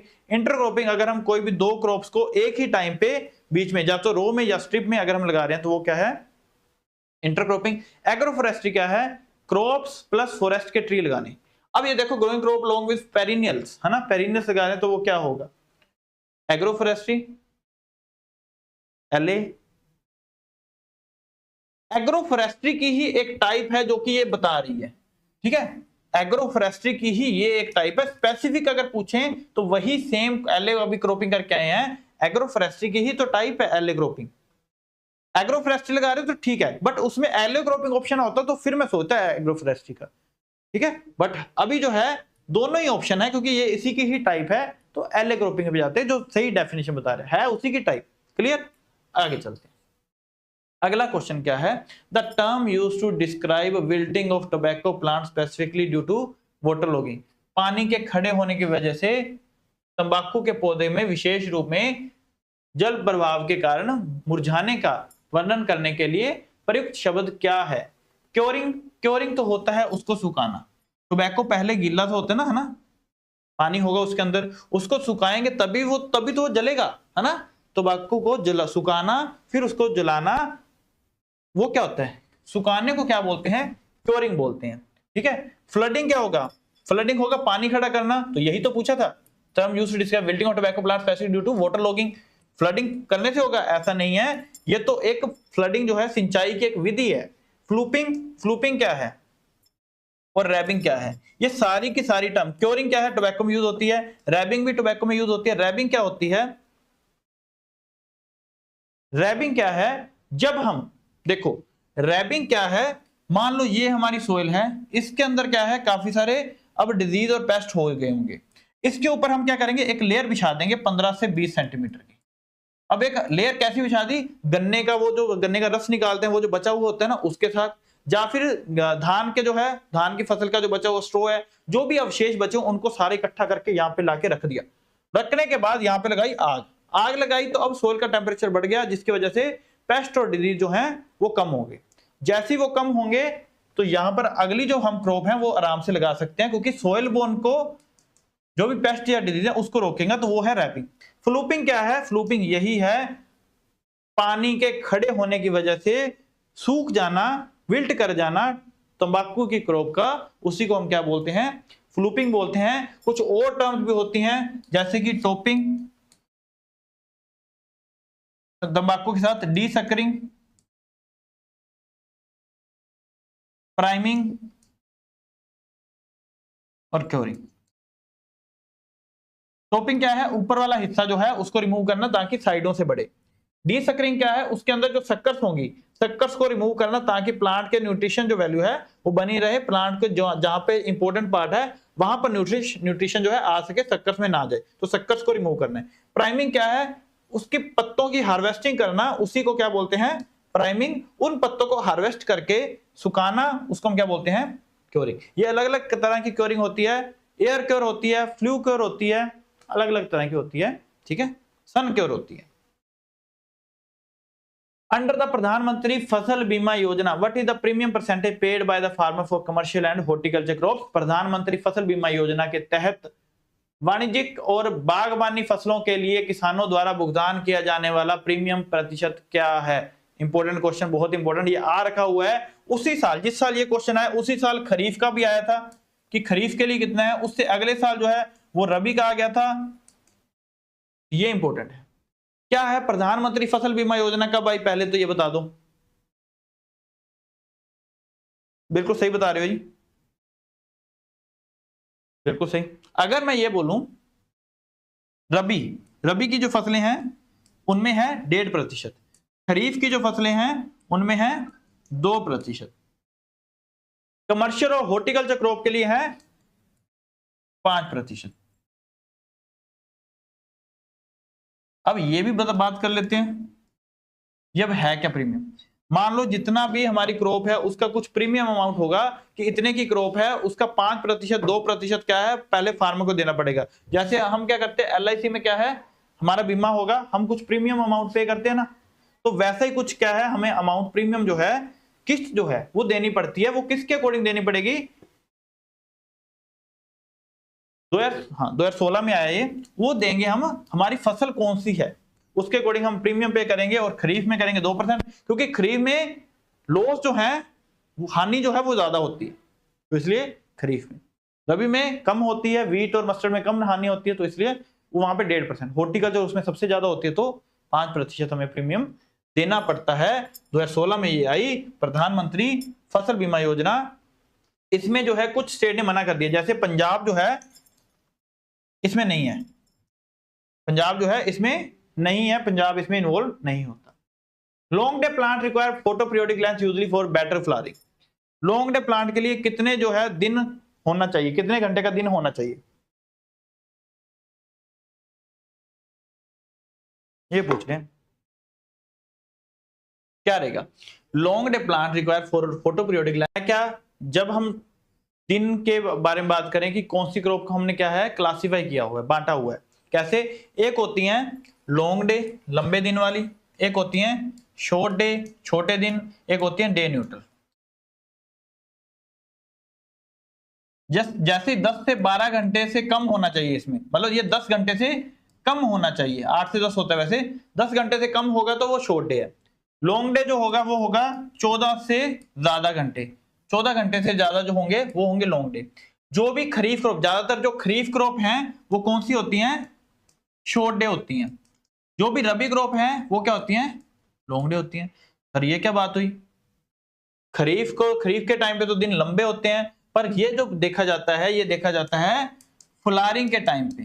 कहां पे? फ्लावरिंग। फ्लावरिंग उसकी तब आती है जब वो दिन छोटे होने, जैसे अभी दिन छोटे होने शुरू हो गए ना, फ्लावरिंग आ जाएगी। तो ये उसके बेस पे है। फोटो पीरियोडिज्म बिल्कुल सही है, इसी को बोलते हैं हम photo periodism. Per day neutral कौन से हैं? जैसे कि कॉटन, जिनको 8 से 14 घंटे के बीच में हो तो उसको कोई फर्क नहीं पड़ता, कॉटन, सनफ्लावर। ठीक है, कुछ ऐसे। अब अगर हम और बात करें, एक है शुगर केन जिसको 10 से 12 घंटे के लिए चाहिए होती है, उसको क्या बोलते हैं हम? Intermediate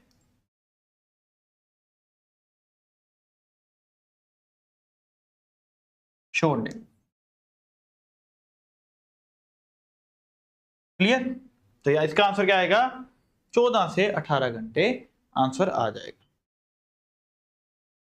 depend on flowering time. Day neutral में बिल्कुल सही है, chilli, okra, rajma, cucurbits, cowpea, cotton, sunflower, बिल्कुल सही है। क्लियर? अगले क्वेश्चन पे चलते हैं। अगला क्वेश्चन क्या है? What is the process of breaking, scratching, altering, softening of seed coat to make it permeable water. मतलब क्या है? हमने उसकी क्या है, सीड की डोरमेंसी को तोड़ना है, चाहे उसको हम नरम करें, सीड को तोड़ें, खरोचें या कुछ भी करें, तो हम उसको क्या है परमिएबल बना रहे हैं, तो उसको हम क्या बोलेंगे? ठीक है, स्ट्राटिफिकेशन, ये एक बार निकाल दो, सिर्फ इंग्लिश पढ़ो। ठीक है, क्या है? Stratification, कैरिफिकेशन, germination test, seed soaking या सीड प्राइमिंग। अब सीड प्राइमिंग तो दी जाती है सोइंग करने से पहले, सोइंग करने से पहले कि उसकी पूरे की ग्रोथ जो है, क्रॉप की ग्रोथ, फसल की ग्रोथ जो है वो बढ़िया तरीके से हो सके, बढ़िया हो, तो उसके लिए हम क्या करते हैं? सीड प्राइमिंग करते हैं। जर्मिनेशन टेस्ट के लिए हम क्या करते हैं? हम सीड लेते हैं कि 100 सीड लिए, अब कितने प्लांट कितने बने हैं, वो जर्मिनेशन टेस्ट हो जाता है। स्ट्राटिफिकेशन क्या होता है? स्ट्राटिफिकेशन होता है जब हम क्या करें, ये देखा जाए, केमिकल भी यूज कर सकते हैं, स्कैरिफिकेशन में करते हैं। स्ट्राटिफिकेशन में क्या है? जब हम उसके 4 डिग्री सेल्सियस पे ठंडे टेम्परेचर पे रख के उसकी डोरमेंसी को ब्रेक करें। पर स्कैरिफिकेशन क्या है? हम उसको गर्म पानी में रखें, ठंडे में रखें, केमिकल के साथ करें, उसको दीवार के साथ पटक पटक के मारें, तो ये जो भी हम काम करें ये क्या है? स्कैरिफिकेशन है। तो हमारा आंसर क्या आ जाएगा? बी जो है हमारा सही उत्तर है। बी जो है हमारा बिल्कुल सही उत्तर होगा। चलते हैं अगले क्वेश्चन की ओर, आंसर कीजिए। बहुत ही इजी क्वेश्चन है। कौन सा इनमें से एसेंशियल एलिमेंट नहीं है प्लांट के लिए, आवश्यक नहीं है? तो ये दिए थे आर्नन एंड स्टाउट ने।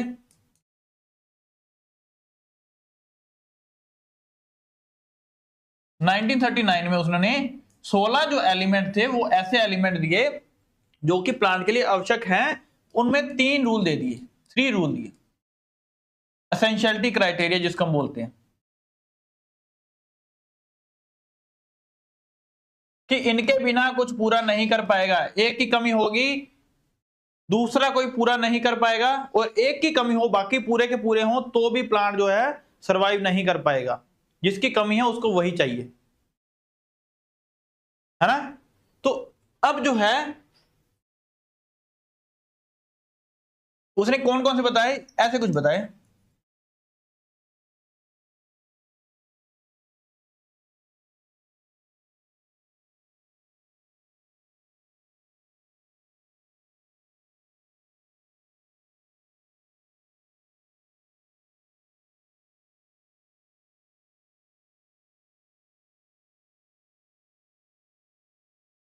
ये अब है मल्टीपल चॉइस।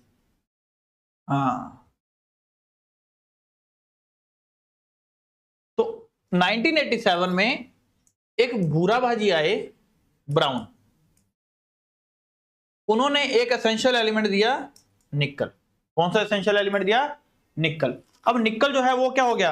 एसेंशियल। तो निकल क्या है? एसेंशियल। बट यहीं पर नहीं, ये भी क्या है? एसेंशियल। तो मैंने पहले ही बोला हुआ है मेरी क्लास में 2 आंसर हो सकते हैं, आपने दोनों बताने हैं। वहां पर एग्जाम में एक आएगा, बट आपने दोनों मान के चलने कि दोनों में से क्या है। एक बताया मतलब आपकी अभी भी कमी है। तो 2 हैं तो बोरॉन और निकल दोनों। तो मल्टीपल चॉइस क्वेश्चन ऐसे कुछ आए तो अगर मैं यही पूछ लेता a and b, b and c, b and e, है ना, तो वही तो सेम क्वेश्चन था। ये क्रोमियम, आर्सेनिक, स्ट्रोंशियम ये नहीं है। बोरॉन और निकल दोनों ही क्या है? एसेंशियल एलिमेंट में है। बोरॉन का क्राइटेरिया दिया था, अकेले का एसेंशियल क्राइटेरिया अलग नहीं दिया किसी ने, ये भी ध्यान रखना। आनंद एंड साउंड ने ये बताया कि ये 16 इंपॉर्टेंट है। क्लियर? अगला question, the application of super digested compost to acidic, calcareous and heavy soil increase availability of which nutrient. ये क्वेश्चन ऐसे बड़े बार आते हैं, जैसे कि हमारी अम्लीय मिट्टी है, एसिडिक सॉइल है, एसिडिक सॉइल के लिए क्या यूज करते हैं? एसिडिक सॉइल के लिए हम लाइम यूज करते हैं, रॉक फॉस्फेट यूज करते हैं, शुगर केन के वो भी यूज कर लेते हैं। तो ये ऐसा कुछ पूछा जा सकता है अम्लीय मिट्टी के लिए। अब इन्होंने क्या पूछा है कि जब super digested compost to acidic अम्लीय मिट्टी में कैल्केरियस और हैवी सॉइल में डालते हैं तब किसकी अवेलेबिलिटी जो है, उपलब्धता किसकी बढ़ जाती है? नाइट्रोजन की,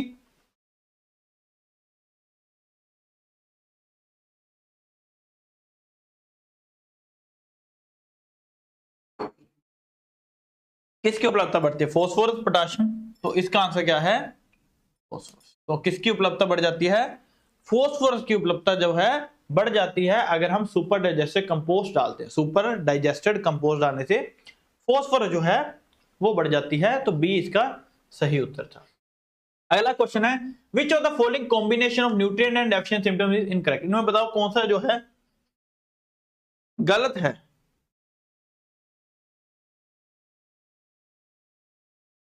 कौन सा इनमें कथन जो है वो गलत है? और कथन नहीं, कॉम्बिनेशन जो है, ठीक है। इधर लिखे हुए पोषक तत्व, दूसरी जगह लिखे लक्षण, कमी के लक्षण जो हैं वो लिखे हुए हैं। कौन सा संयोजन गलत है? Phosphorus accumulation of free reducing sugar, अभी पढ़ा, ये तो ठीक है। Potassium accumulation of diamine putrescine, ये भी सही है। मैग्नीशियम, मैग्नीशियम की वजह से क्या होता है? पुराने पत्ते के अंदर ये क्या है?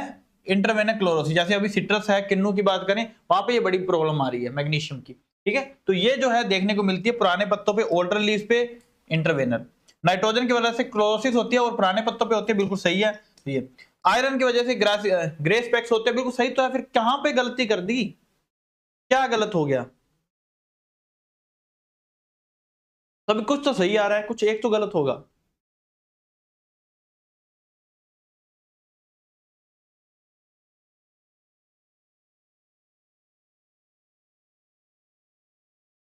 Nitrogen lower and older leave पे आएंगे, बिल्कुल सही है। ये तो बिल्कुल 101% ठीक है, क्लोरोसिस होगी लोअर और ओल्डर लीव पे। मैग्नीशियम इंटरवेनस क्लोरोसिस होगी, बिल्कुल ठीक है। फॉस्फोरस बिल्कुल ठीक है। अब देखो वी शेप बनेंगे, बिल्कुल ठीक है। ये जो ग्रे स्पेक्स ऑफ ओट्स है, ये किसकी वजह से होता है? मैंगनीज की कमी की वजह से होता है, आयरन की कमी की वजह से नहीं होता। तो ये स्टेटमेंट गलत है, बट हमारा आंसर ये ठीक हो जाएगा। तो 16 का आंसर क्या रहेगा? 16 का आंसर है D is right answer. Manganese grey specs बिल्कुल सही है। 16 का आंसर क्या आ जाएगा? डी। अगला क्वेश्चन है आपकी स्क्रीन पे, क्या क्वेश्चन है? The intensity of crop rotation can be computed by using, है ना, फसल चक्र की तीव्रता की गणना किस सूत्र से मापते हैं? So number of crop in rotation, number of year. जैसे इंटेंसिटी ऑफ क्रॉप रोटेशन, किस इंटेंसिटी से हम जो है क्रॉप रोटेट करें। हम देखो अभी हमने राइस लगाया, फिर व्हीट लगाया, हमने क्रॉप रोटेट कर दी ना, उसकी इंटेंसिटी पता करनी हो तो वो कैसे पता होगी? तो वो कैसे पता होगी उसका एक देखो, नंबर ऑफ क्रॉप्स रोटेशन, कितनी क्रॉप, मान लो मैं ले रहा हूं पहले राइस, राइस के बाद मैंने लगा दिया मेज, मेज के बाद मैंने लगा दिया सॉरी राइस के बाद मैंने लगा दिया पोटैटो, पोटैटो के बाद मैंने लगा दिया वीट। तो मैंने 3 फसलें ली कितनी देर में? 1 साल में इंटू 100, तो 300% क्या है मेरी क्रॉपिंग इंटेंसिटी है। बस ये फॉर्मूला देखना है, क्या देखना है? Number of crop over number of year into 100। Area under each crop गलत, number of year of rotation number of crop, पर नंबर ऑफ क्रॉप ऊपर होनी चाहिए थी, गलत। Number of year of rotation, year ऊपर नहीं, नंबर ऑफ क्रॉप ऊपर, number of crop in rotation number of year, so year है उसके साथ मल्टीप्लाई, तो आंसर क्या आ गया? ए जो है हमारा बिल्कुल सही उत्तर है। 17th का जो है ए बिल्कुल सही उत्तर है। चले अगला क्वेश्चन जो है 18 नंबर क्वेश्चन जो है आपकी स्क्रीन के ऊपर ये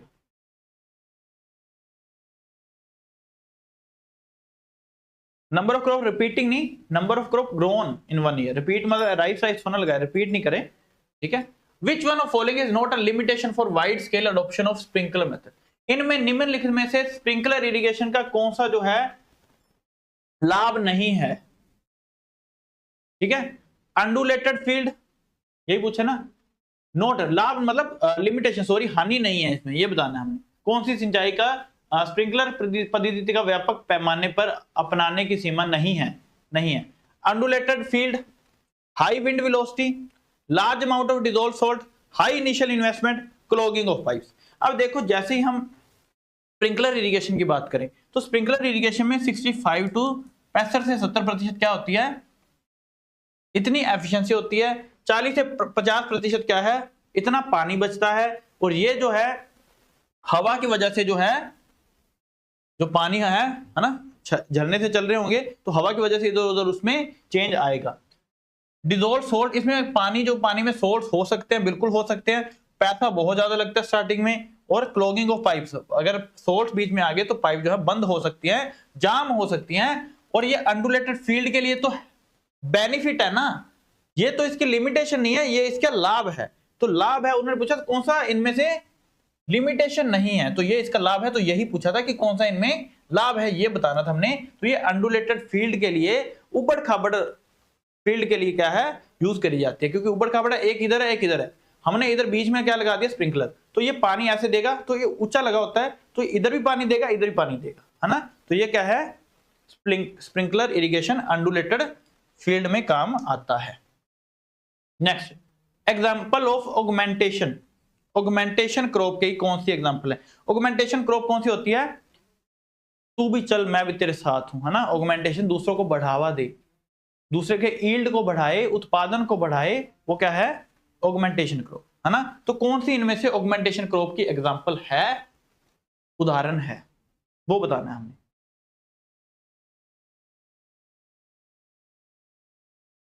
मेज प्लस, देखो सबसे पहले तो राइस वीट को बाहर निकालो, दोनों ही क्या हैं? राइस और वीट दोनों ही क्या हैं? पोएसी फैमिली की हैं। ये दोनों एक दूसरे को नाइट्रोजन फिक्सेशन वाली देखेंगे हम जो करें। वीट और चिकपी ये कर सकता है, बट ये नहीं लगाएंगे। वीट और चिकपी, वीट के साथ चिकपी लगती है, वीट प्लस चिकपी होती है, बिल्कुल हो सकती है, बट ये नहीं है। पर्ल मिलेट ग्रीन ग्राम हो सकता है क्योंकि ग्रीन ग्राम है। मेज कुकर वीट ये तो बाहर निकाल दो वैसे भी, ठीक है। तो इनमें से ऑगमेंटिंग क्रॉप की जो एग्जांपल है वो कौन सी है? बरसीम प्लस फोरेज ब्रासिका। बरसीम क्या है? ये फोडर क्रॉप है, लेग्यूम फैमिली की है, और इसको फोरेज, है ना, क्योंकि ये भी फोरेज है ये भी फोरेज है, दोनों को लगाएंगे तो ये क्या है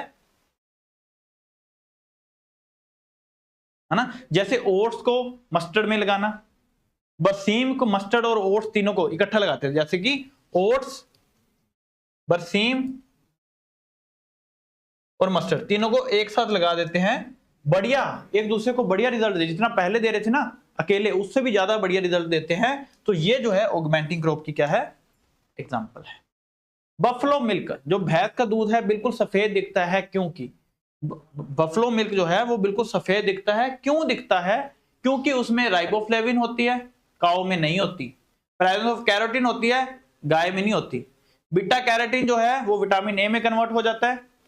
या मोर फैट, फैट ज्यादा होती है गाय के दूध से। तो देखो भैंस के दूध जो है वो व्हाइट होता है, गाय का दूध थोड़ा सा येलो दिखता है, येलो टोन मारता है। क्यों? क्योंकि उसमें जो है बीटा कैरोटीन होती है। अब ये बीटा कैरोटीन क्या है?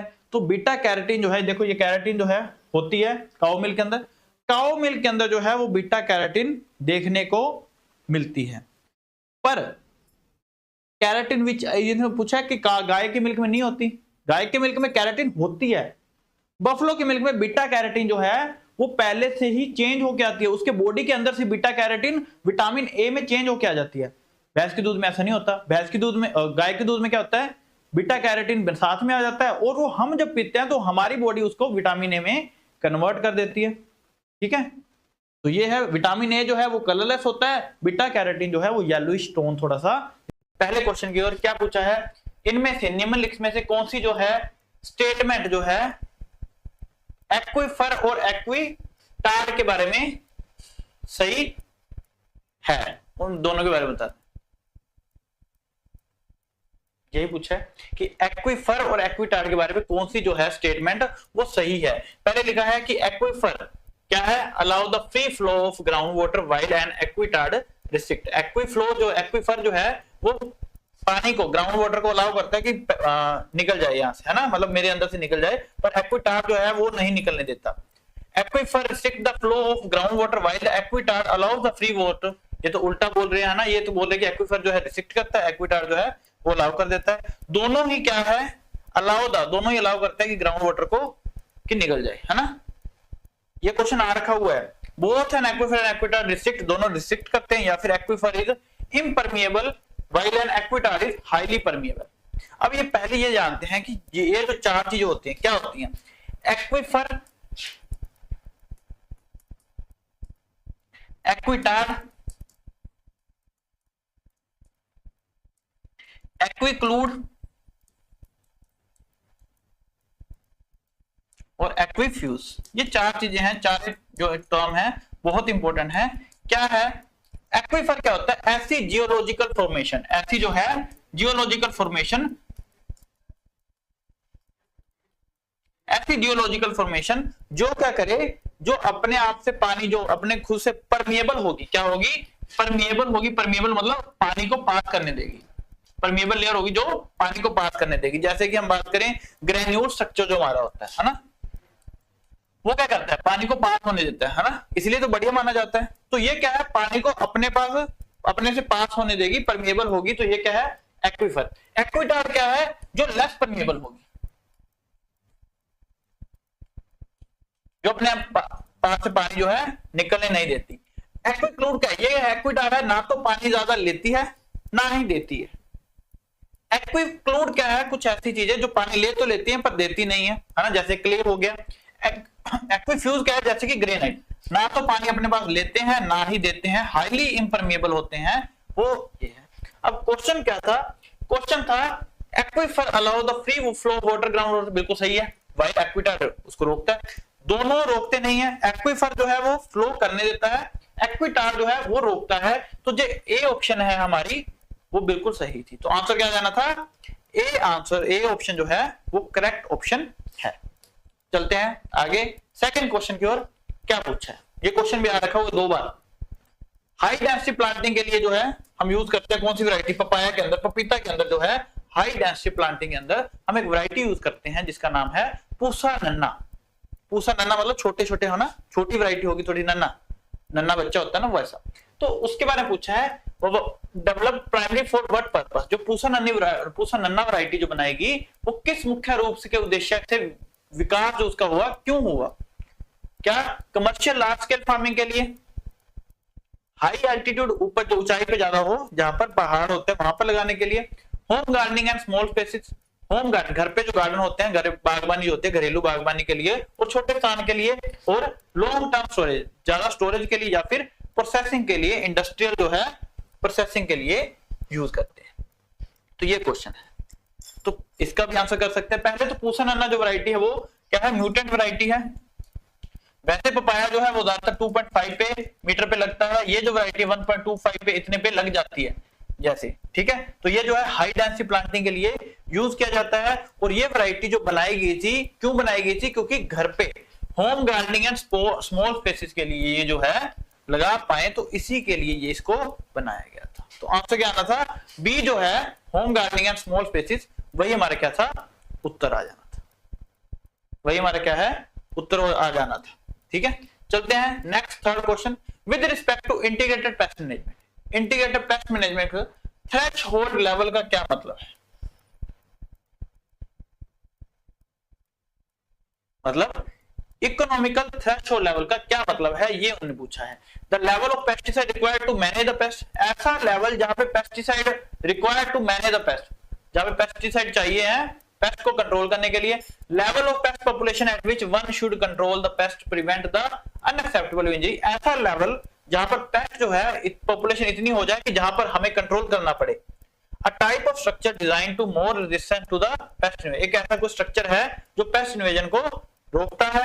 The level of heat and moisture required for the paste, heat और मॉइस्चर कितना चाहिए पेस्ट को सर्वाइव करने के लिए, वो लेवल बताता है।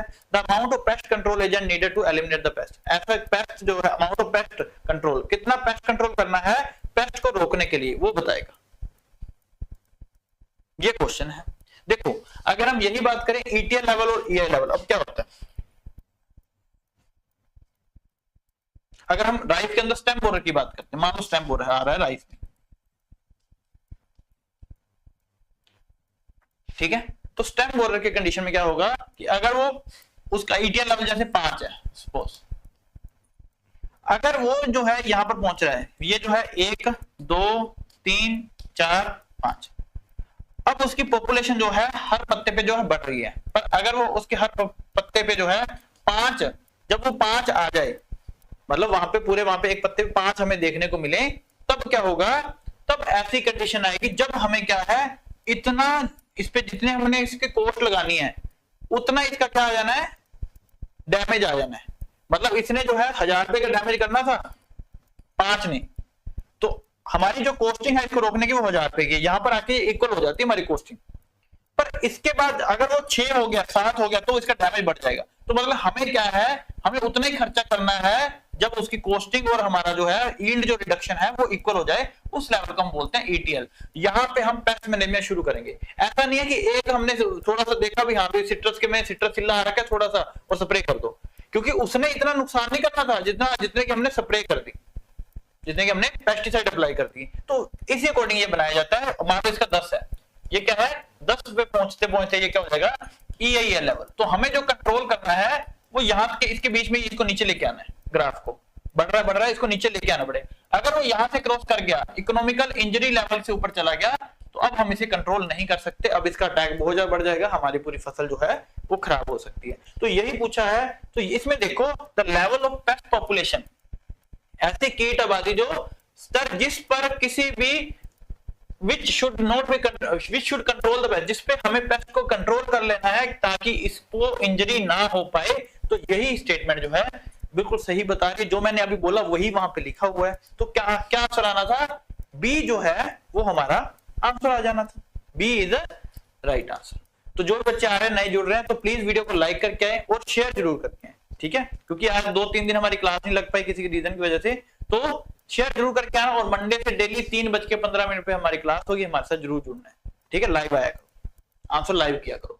The temperature requirement of rice at blooming stage, है ना, चावल के अंदर जो वो खिलते हैं उसके जो फूल होते हैं ना, फूल टाइप जो फ्लावरिंग होती है, वो जब खिलते हैं ब्लूमिंग स्टेज आती है, वो उसके लिए टेम्परेचर कितना चाहिए, ये बहुत ही स्पेसिफिक है। ये क्वेश्चन पूछा गया है कि राइस के अंदर ब्लूमिंग स्टेज पे टेम्परेचर कितना चाहिए होता है, क्योंकि राइस देखो, राइस कौन सी क्रॉप है, खरीफ क्रॉप है। जब इसकी सोइंग करते हैं तब इसका टेम्परेचर थोड़ा सा ज्यादा होता है, जब इसकी हार्वेस्टिंग करते हैं तो इसका टेम्परेचर जो है वो कम होता है, इसलिए क्या है, और दिन भी कम होते हैं, तो ये शॉर्ट डे है। इसके लिए जो है टेम्परेचर जो है अलग अलग चाहिए होता है। 20 से 30 इसका एक्चुअल सही माना जाता है कि 20 से 30 डिग्री है, ये ऑप्टिमम टेम्परेचर माना जाएगा। 25 से 30 भी देखने को मिला है, ठीक है, 25 से 30 डिग्री जो है ऑप्टिमम माना जाता है। पर ब्लूमिंग स्टेज के लिए स्पेसिफिक टेम्परेचर है वो कितना होना चाहिए। जो ब्लूमिंग है, जो फूल जो है खिलने से ऐसे दिखते हैं, फूल दिखने शुरू होते हैं, तो उसके लिए जो ऑप्टिमम टेम्परेचर है वो इतना होना चाहिए। अगर फूल के लिए टेम्परेचर अच्छा नहीं होगा, फूल अच्छे से नहीं आएंगे, तो हमारा यील्ड जो है, हमारी जो प्रोडक्शन है, हमारा जो उत्पादन है, वो धान की फसल में बहुत कम होगा। तो आंसर क्या आएगा हमारा, सी जो है 26.5 से 29.5 जो है इतने डिग्री सेल्सियस टेम्परेचर होना चाहिए धान की फसल में, इस स्टेज पे, किस स्टेज पे, ब्लूमिंग स्टेज पे। क्लियर? तो सी जो है बिल्कुल सही आंसर है, जो भी सी आंसर कर रहे हो बिल्कुल सही। विच of the following strategy does not help in preventing the incident of white fly को, है ना, व्हाइट फ्लाई को कपास की फसल के में रोकने के लिए कौन सी इसमें स्ट्रेटजी जो है, रणनीति जो है वो सही नहीं है सफेद मक्खी को रोकने के लिए, रोकथाम करने। समय पर बुआई करो, लेट बुआई करो। देखो अगर हम 15 ज्यादातर जो देखा जाता है 1 से 15 मई के अंदर अंदर क्या हो जाती है, कॉटन की सोइंग हो जाती है। अगर इसकी लेट प्लांटिंग, लेट जो सोइंग करेंगे तो क्या है, व्हाइट फ्लाई का अटैक बढ़ जाएगा। और व्हाइट फ्लाई का अटैक जो ज्यादातर है वो अमेरिकन जो कॉटन है ना, जो बीटी कॉटन है वहां पर देखने को ज्यादा मिलता है, देसी कॉटन जो है वहां पर कम देखने को मिलता है। तो जो हम टाइमली सोइंग करेंगे तो व्हाइट फ्लाई का अटैक कम होगा, पर अगर हम लेट सोइंग करेंगे तो व्हाइट फ्लाई का अटैक जो है वो बढ़ जाएगा। तो व्हाइट फ्लाई को रोकने के लिए हम लेट सोइंग नहीं कर सकते, हम टाइमली सोइंग करेंगे, तो ये उसका रोकथाम नहीं। Very good afternoon. तो आंसर क्या आ जाएगा हमारा, यही आएगा सीधा सीधा। क्या, क्लियरिंग द व्हाइट वेजिटेशन, ये तो कॉटन में बोलते हैं हम कि जो बंड है उसको साफ कर लो, व्हाइट वेजिटेशन है उसको साफ कर लो, क्योंकि व्हाइट फ्लाई उसका होस्ट भी हो सकता है ना। यूजिंग केमिकल पेस्टिसाइड जो है वो अप्लाई कर दो, बिल्कुल सही है। पर अर्ली स्टेजेस पे ये भी देख लेना, अर्ली स्टेजेस पे व्हाइट फ्लाई को कंट्रोल करने के लिए या फिर बीटी कॉटन के ऊपर जो हम बोलवर्म के वाले पेस्ट हैं, है ना, जो उसमें होल करने वाले पेस्ट हैं, उनके लिए पेस्टिसाइड स्टार्टिंग स्टेज में यूज नहीं करते, नहीं तो व्हाइट फ्लाई का अटैक और बढ़ जाता है। चलते हैं अगले क्वेश्चन की। फिर लाइट्रो का क्वेश्चन है, क्या पूछा है, the visible sign of estrus in ewe, है ना, अगर वो हीट पीरियड में आएगी। ईव क्या होता है, शीप में हमने देखा होगा जो अडल्ट मेल होता है उसको हम क्या बोलते हैं, रा, और फीमेल को क्या बोलते हैं, ईव, ईव, है ना। तो अगर यही गोट की बात करें तो उसके मेल को क्या बोलते हैं, अडल्ट मेल को क्या बोलते हैं, बक, फीमेल को क्या बोलते हैं, डो, है ना। तो ये क्या है, अडल्ट मेल, और ये क्या है, अडल्ट फीमेल। अब अडल्ट फीमेल अगर वो हीट में है, एस्ट्रस में है, तो उसके कैसे जो है सिम्टम जो है, विजिबल साइन जो है, हमें निशान जो है वो देखने को मिलेंगे, लक्षण जो है कैसे देखने को मिलेंगे। Swelling of vulva. अब देखो अगर हम कैटल की बात करें तो कैटल में क्या होता है, उसका वल्वा जो है वो स्वेल कर जाता है, फ्रीक्वेंट बार बार जो है यूरिनेशन करते रहते हैं, है ना। उसके बाद ट्राइंग टू माउंट, एक दूसरे एनिमल पे चढ़ने की कोशिश करता है, रेस्टलेस हो जाता है ना, वो क्या करेगा, बार बार से हिलता जुलता नजर आएगा, है ना। तो ज्यादातर लेटेगा भी नहीं, तो वो रेस्टलेस हो जाता है। तो ये जो मेन है वो कैटल के हैं।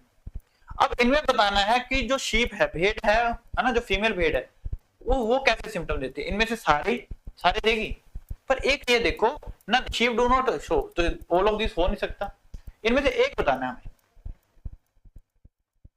तो ध्यान रखना कि जो शीप का जो है वो कोई भी साइन विजिबल नहीं होता, इसीलिए यहाँ पे पता करना बहुत मुश्किल हो जाता है कि इस पे हमने ब्रीडिंग जो है, हमने जो है मेल के साथ मेटिंग जो है वो कब करवानी है, ये इसमें बड़ी दिक्कत रहती है। तो ये साइन जो है जल्दी से मिलते ही नहीं है, तो इसलिए जो है ये हमारा क्या आ जाएगा, आंसर है। अगर यही पूछ ले कैटल के कौन से सिम्टम होते हैं, तो ये चारों सिम्टम जो है ये ज्यादातर कैटल के होते हैं,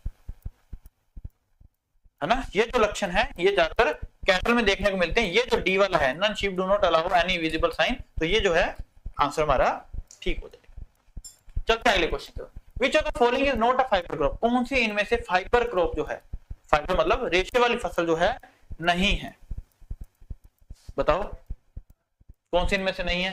क्रोटोलेरिया juncea, Agave, sisalana, Corchorus capsularis, Lens esculenta, Gossypium hirsutum. देखो क्रोटोलेरिया जेंशिया क्या है, ये तो है सीसल का नाम, है ना। क्रोटोलेरिया जेंशिया किसका नाम है, सन है। कोरकोरस कैप्सुलरिस ये तो है जूट का। लेंस एस्कुलेंटा ये है लेंटिल का। गोसिपियम हिरासुटुम ये है कॉटन का, अमेरिकन कॉटन का। अगर गोसिपियम अर्बोरियम वो होता तो वो देसी कॉटन का होता। कॉटन फाइबर है, जूट फाइबर है। लेंट क्या है, लेंटिल क्या है, ये है दलहनी फसलें, लेग्यूम क्रॉप है। तो ये क्या आ जाएगा, ये जो है फाइबर क्रॉप नहीं है, बट हमारा आंसर जो है वो ये आ जाएगा, कोई दिक्कत ही नहीं है, ठीक है। तो सबके साइंटिफिक नाम भी आपको क्रॉप के याद होने चाहिए। ये में कितनी बार ये सिंपल राइस का साइंटिफिक नेम पूछ लिया भाई उन्होंने, और अगर अभी कितना इजी लग रहा है ना, वहां पे एक बार फिर भी हाथ कांप जाते पेपर देते हुए कि हाँ राइस का यही है कि नहीं, ठीक है। तो क्या पूछा अगला क्वेश्चन, 8 क्वेश्चन है, क्या पूछा है, धान में या चावल में निचली पत्तियों आधार के पास भूरी हो जाती हैं और अंत किसी कमी के कारण सूख जाती हैं। किसकी कमी के कारण वो सूखती हैं? जिंक की, आयरन की, नाइट्रोजन की, पोटाशियम की, मैग्नीशियम की। देखो अगर हम यहां से बाहर निकालने चाहें तो लोअर लीफ, मतलब लोअर लीफ है, नीचे वाले पत्तियों पे आएगा तो मतलब क्या आएगा, ओल्ड लीफ पे आ रहा है, पुरानी पत्तियों पे आएगा, क्योंकि नीचे वाले जो होते हैं वो पुराने पत्ते होते हैं, ऊपर वाले नए पत्ते होते हैं। तो पुराने पत्तों पे आ रहा है, तो पुराने पत्तों पे आने के कारण क्या है, ये सबसे पहले तो इसको आयरन को बाहर हटा दो, क्योंकि इसकी जो कमी है ना वो नई पत्ती पे आती है। ये नाइट्रोजन फॉस्फोरस होती, मैग्नीशियम, पोटाशियम और नाइट्रोजन, ये क्या है, ये पुरानी पत्ती पे आते हैं। जिंक जो है नई और पुरानी दोनों पत्तियों पे आ जाती है। पर नाइट्रोजन की कमी की वजह से आपको देखने को मिलता है स्पॉट बनते हैं, नहीं बनते, डेड स्पॉट नहीं बनते, पोटाशियम की वजह से डेड स्पॉट बनते हैं। पर ये जो डेफिशिएंसी लिखी हुई है कि रफ्ती जंग लगी हुई जो है नजर आएगी, ठीक है, भूरी हो जाना, जंग लगी हुई नजर आना, तो ये है खैरा डिजीज। ये क्या है, Khaira disease in rice. Khaira रोग है धान की फसल में। तो ये खैरा रोग जो है वो किसकी वजह से आता है, ये तो जिंक की डेफिशिएंसी की वजह से आता है। तो ये किसकी वजह से आता है, जिंक की डेफिशिएंसी की वजह से आता है। जिंक कहां पर है, ये रहा जिंक। तो ये कंफ्यूज नहीं होना कि जिंक जो है नई पत्तियों पे आता है, जिंक की डेफिशिएंसी पुरानी और नई दोनों पत्तियों पे देखने को मिलती है। हमारा आंसर जो है वो क्या आएगा, जिंक का आंसर आएगा, क्योंकि ये खैरा डिजीज में ऐसा देखने को मिलता है। हमने सिर्फ ये पढ़ा हुआ है खैरा डिजीज किससे होती है, खैरा डिजीज क्या होती है ये नहीं पता बस। क्लियर, आगे चलते हैं। 9th question, the branches in cotton, कपास की फसल के अंदर जो है शाखाएं हैं, जिन शाखाओं को फ्रूट लगता है, फ्रूटिंग बॉडी लगती है, जो फल वाली होती हैं, जिनमें कॉटन लगेगी एक्चुअल में, उन शाखाओं को क्या बोला जाता है, उन ब्रांचेस को क्या बोलते हैं, मोनोपोडियल, यूनिपोडियल, लोनपोडियल, सिम्पोडियल, एक्सियल ब्रांचेस। अब देखो अगर मैं ये बात करूं लोनपोडियल, ये तो कोई ब्रांचेस नहीं है, यूनिपोडियल सिंगल ब्रांच ये भी नहीं है, मोनोपोडियल, सिम्पोडियल और एक्सियल ब्रांचेस ये ज्यादातर देखने को मिलती है। तो कॉटन की क्रॉप में दो ब्रांचेस जो सबसे मेन है कौन सी है, मोनोपोडियल और सिम्पोडियल। अब कुछ ब्रांच ऐसी होंगी जिनमें सिर्फ पत्ते पत्ते लगेंगे, फ्रूट लगेगा ही नहीं, वो कौन सी ब्रांचेस होती हैं, वो होती है मोनोपोडियल। कुछ ऐसी ब्रांचेस होंगी जिनको क्या है फ्रूट लगेंगे, वो कौन सी होंगी, सिम्पोडियल। जिनको फ्रूट नहीं लगता वो होती है मोनोपोडियल, जिनको फ्रूट लगता है वो होती है सिम्पोडियल। फ्रूट लगेगा तो उसी पे, कभी भी कॉटन के देखना ऐसे नहीं है कि इस पे भी कॉटन लगी है, इस पे भी, कुछ ब्रांचेस पे बिल्कुल भी नहीं आएगा, सिर्फ पत्ते पत्ते होंगे, वो जो बोल होती है गोकड़ा जिसको बोलते हैं वो नहीं होगा, है ना। तो ये क्या होगा, सिम्पोडियल ब्रांचेस क्या आ जाएगा, हमारा उत्तर आ जाएगा। तो इसका आंसर क्या रहेगा, ये इसका आंसर है। चलते हैं अगले क्वेश्चन की ओर। इंपॉर्टेंट क्वेश्चन, बहुत important question. White rust, white rust mustard के अंदर जो कि फंगस की वजह से, फंगल की वजह से जो है फंगल डिजीज है उसमें देखने को मिलता है।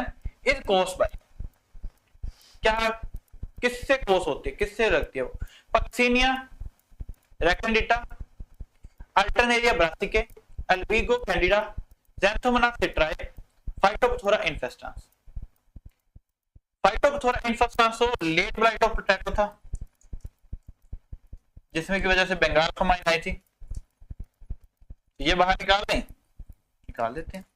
ज़ैंथोमोनास, ज़ैंथोमोनास तो बैक्टीरिया होता है, सिट्राए मतलब ये तो कैंकर डिजीज का बता रहे हैं, कैंकर इन सिट्रस, है ना। ये ज़ैंथोमोनास विस्निकोला लिखा होगा, सिट्राए लिख लेना। अल्टरनेरिया ब्रासिका, अल्टरनेरिया कोस करता है, अल्टरनेरिया डिजीज कहां पर, ब्रासिका सी मतलब मस्टर्ड में भी करता है। पक्सीनिया रैकेंडिटा ये भी फंगल है, पर पक्सीनिया जो है वो ज्यादातर रस्ट कोस करता है, कहां पर, वीट में। सुना होगा पक्सीनिया रैकेंडिटा, जो येलो रस्ट होती है उसका नाम होता है पक्सीनिया स्ट्राइफोमिस। पक्सीनिया एक होता है ब्राउन रस्ट, एक होता है ब्लैक रस्ट और एक होता है येलो रस्ट, है ना। तो पक्सीनिया जो है वो रस्ट कोस करता है वीट में। और अल्बिगो कैंडिडा क्या है, ये है व्हाइट रस्ट, व्हाइट रस्ट जो कि बहुत ज्यादा फैलती है। कब फैलती है, जब ठंड ज्यादा बढ़ जाए, ओस पड़नी शुरू हो जाए, तब ये क्या होगा, पहले पत्ते पे आएगी, फिर स्टेम पे आएगी, फिर ये क्या होगा फ्लावर पे भी आ जाएगी। एकदम से जो फोटोसिंथेसिस रेट है वो बिल्कुल डाउन कर देगी, जिसकी वजह से बहुत ज्यादा यील्ड रिडक्शन जो है देखने को मिलती है। तो इसका आंसर क्या रहेगा, एल्ब्यूको कैंडिडा, जो सी जो है वो उत्तर हो जाएगा, कोई दिक्कत ही नहीं थी। क्लियर, आगे चलते हैं। The consumptive use of water include, consumptive use of water कौन सा होता है ये बताना है हमने। क्या होता है, ईटी मतलब evapotranspiration, application losses, water for special purpose, ET plus application losses, ET plus water for special need, ET plus water required for metabolic process purpose, ET plus evaporation losses. Consumptive use of water, अगर यही ground crop का है ना, crop का water पूछ रहे थे है ना, क्रॉप का पानी की रिक्वायरमेंट पूछ रहे थे, फिर वो होता कितनी इवेपोट्रांसपिरेशन करनी है उसने, कितने उसके एप्लीकेशन लॉसेस हैं, कितने उसके वाटर फॉर स्पेशल पर्पस है, कितने उसके मेटाबॉलिक के लिए चाहिए, है ना। ये सब कुछ तब होता जब क्रॉप वाटर रिक्वायरमेंट निकालते थे या फील्ड वाटर रिक्वायरमेंट निकालते थे। पर इसने पूछा कितना कंजप्टिव, कितना कंज्यूम करना उसने कंज्यूम का करना है, क्योंकि वो कंज्यूम वही करेगा जो उसने इवेपोट्रांसपिरेशन कर देना पानी को, और खुद के लिए जो मेटाबॉलिक प्रोसेस के लिए जो है यूज करेगा, तो वही है कंजप्टिव यूज ऑफ वाटर। तो आंसर क्या आ जाएगा, डी जो है बिल्कुल सही आंसर होगा, है ना। इरिगेशन के कुछ इंपोर्टेंट टर्म्स कैसे कैसे, पार्को क्या है, कोर क्या है, बेस पीरियड क्या है, ड्यूटी क्या है, डेल्टा क्या है, अवेलेबल वाटर क्या है, नॉन अवेलेबल क्या है, हाइग्रोस्कोपिक कोएफिशिएंट क्या है, कैपिलरी वाटर क्या है, ग्रेविटेशन वाटर क्या है, ये सब कुछ टर्म जो है बहुत इंपॉर्टेंट है, ये आपको पता होने चाहिए, हर बार क्वेश्चन पूछते हैं। क्लियर, तो इसका आंसर क्या रहेगा, डी इज राइट आंसर। अगला क्वेश्चन है न्यूमेरिकल टाइप, ये क्या है, कितनी डीएपी रिक्वायर्ड है, डीएपी मतलब जिसमें 18% क्या है, नाइट्रोजन होगी और 46% क्या होगी, फॉस्फोरस होगी।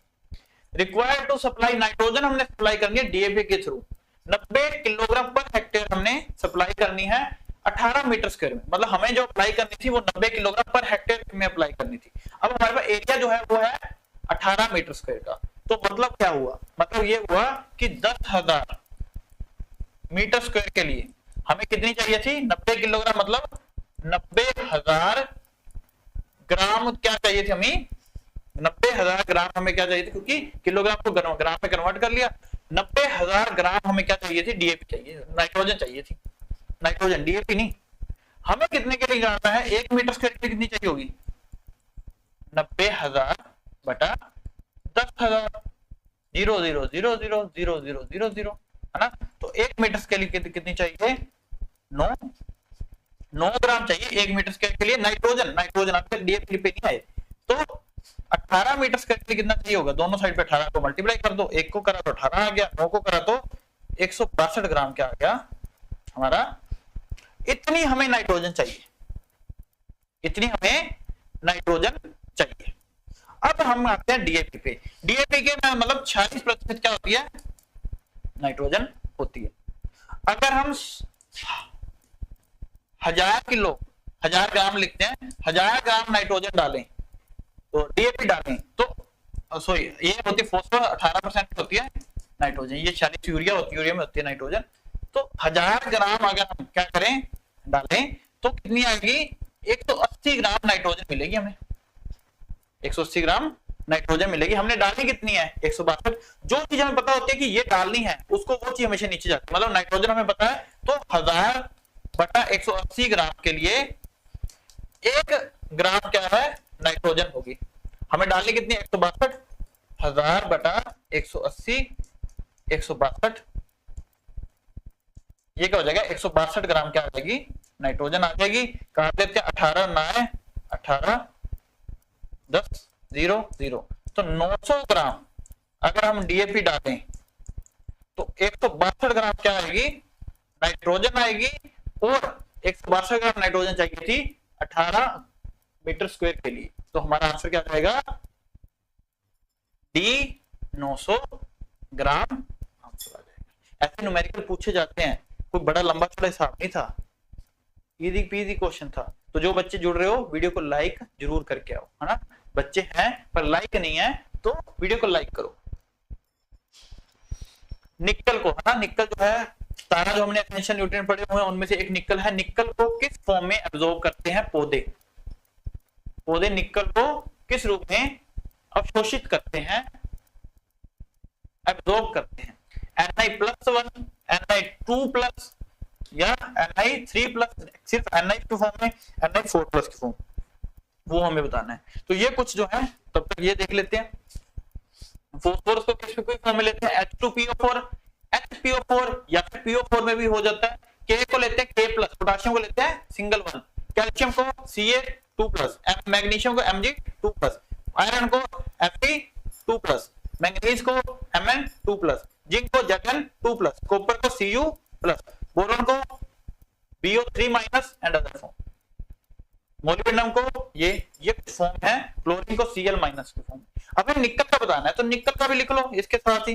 निकल को किस फॉर्म में लेते हैं, Ni2+ या फिर Na++, तो यही है हमें निकल का बताना है। तो क्या आंसर आ जाएगा, निकल को इस फॉर्म में एब्जॉर्ब करते हैं।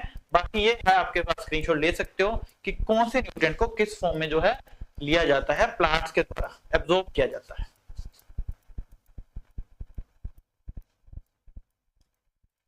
क्लियर, चलते हैं अगले क्वेश्चन की ओर। अगला क्वेश्चन क्या बोल रहा है, the best example of multi storey cropping, multi storeyed cropping की सबसे बढ़िया जो उदाहरण है वो कौन सी हो सकती है, अरहर सोरगम। मल्टी स्टोरी क्रॉपिंग क्या होता है, मल्टी स्टोरी क्रॉपिंग होता है स्टोरी, हम देखते हैं ना इतने स्टोरी बिल्डिंग है, इतने स्टोरी बिल्डिंग है, मतलब ऊंचाई के दर पे अगर हम बात करें तो उसको हम बोलते हैं स्टोरी। तो अगर हम किसी भी क्रॉप को ऊंचाई की वजह से लगा रहे हैं, एक ये है ना, ये बड़ी उससे छोटी उससे छोटी, ऐसे तीन क्रॉप लगा दें, पर वो होनी कैसे चाहिए, छोटी छोटी छोटी हाइट के अकॉर्डिंग, ऐसी एक हाइट की। तो अरहर सोरगम ये तो हाइट में कोई ज्यादा डिफरेंस नहीं है, बाहर निकाल दो। व्हीट मस्टर्ड में कोई इतना डिफरेंस नहीं है, बाहर निकाल दो। ग्राम लेंटिल में इतना डिफरेंस नहीं है, बाहर निकाल दो। फर्क आएगा कहां पे, जहां पर कोई बड़े बड़े पेड़ लगे हों उसके नीचे हम कुछ लगाएं, वो भी हाइट का फर्क।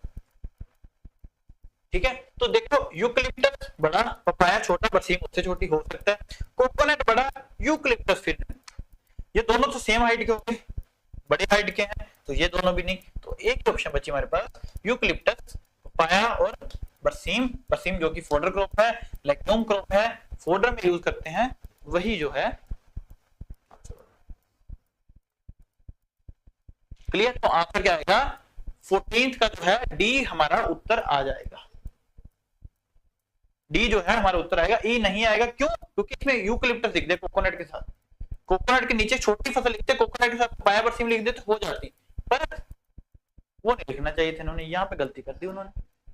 क्या है, tikka disease of groundnut spread fast under the condition of, tikka disease जो है, टिक्का सुना होगा है ना, अर्ली और लेट आपने सुना होगा। टिक्का डिजीज जो है वो किस कंडीशन में सबसे ज्यादा फैलती है, टिक्का डिजीज जो कि सर्कोस्पोरा डिजीज है, सर्कोस्पोरा बोलते हैं हम, ठीक है, सर्कोस्पोरा रैकेडिकोला,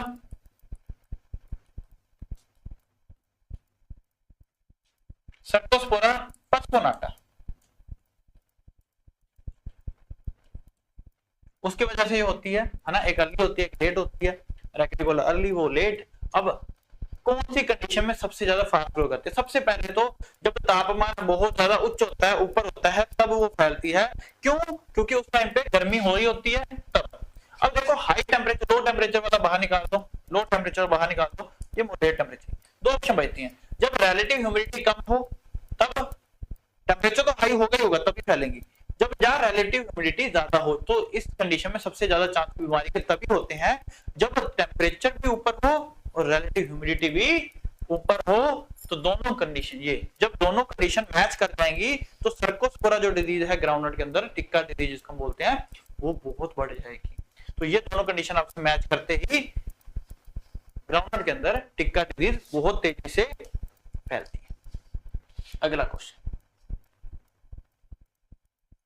क्या क्वेश्चन है, which of the following disease easily recognised by, dusty black whips, है ना, तो शुगर केन की बात कर रहे हैं, गन्ने की फसल के अंदर, ज्यादातर गन्ने की फसल में आती है। क्या, easily recognised by appearance of long whip, एक चाबुक लाइक जो है स्ट्रक्चर, जिसके ऊपर काले रंग के डस्टी जो है स्पोर ऊपर पड़े होंगे, उससे आसानी से पहचाने जाते हैं। वो कौन सी ऐसी डिजीज है, विल्ट है, विल्ट होता है सूखना, रेट्रो शुगर केन की डिजीज है जिसमें लाल रंग के जो है धब्बे से नजर आएंगे, गन्ना को जब चीरेंगे तो वो लाल लाल, जिसको बोलते हैं गन्ना काढ़ा है, तो वो जो है वो देखने को मिलेगा, ये बाहर निकलता है। क्लेक्टोट्राइकम फल्केटम रेट्रो कोज करता है, क्लेक्टोट्राइकम फल्केटम जो है फंगस वो कोज करती है। जो सिटामेनिया वाले आपने सुनी होगी, वो स्मट कोज करती है ना, सिटामेनिया, लीफ स्कैल्प या फिर रस्ट। अब देखो ये जो स्मट ये दिख रही है, बाकी सारे पत्ते वैसे हैं, जिसपे स्मट हो गया ये ब्लैक कलर की दिख रही है और ऊपर से बिल्कुल पतला हो चुका पत्ता, तो ये क्या है, वेरी गुड इवनिंग, तो ये क्या है, स्मट। ये स्मट की कंडीशन में ऐसे विप लाइक या फिर चाबुक लाइक जो है स्ट्रक्चर देखने को मिलता है, तो आंसर क्या आ जाएगा हमारा, सी हमारा आंसर हो जाएगा। सी जो है हमारा सही उत्तर होगा, 16 का आंसर जो है वो क्या आएगा, सी।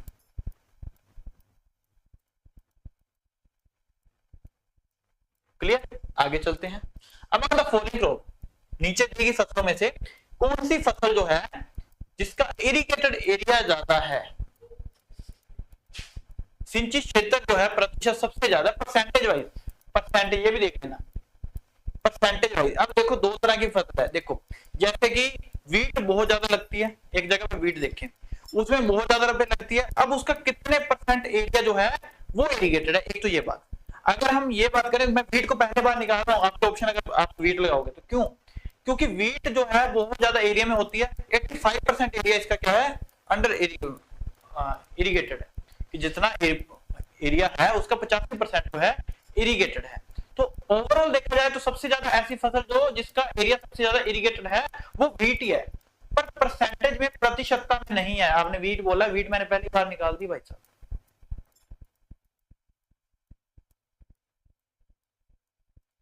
ठीक है, क्यों, क्योंकि वीट की अगर हम बात करें, वीट लगता भी तो कितने एरिया में है, उसका 85% एरिया जो है इरिगेटेड है, nearly.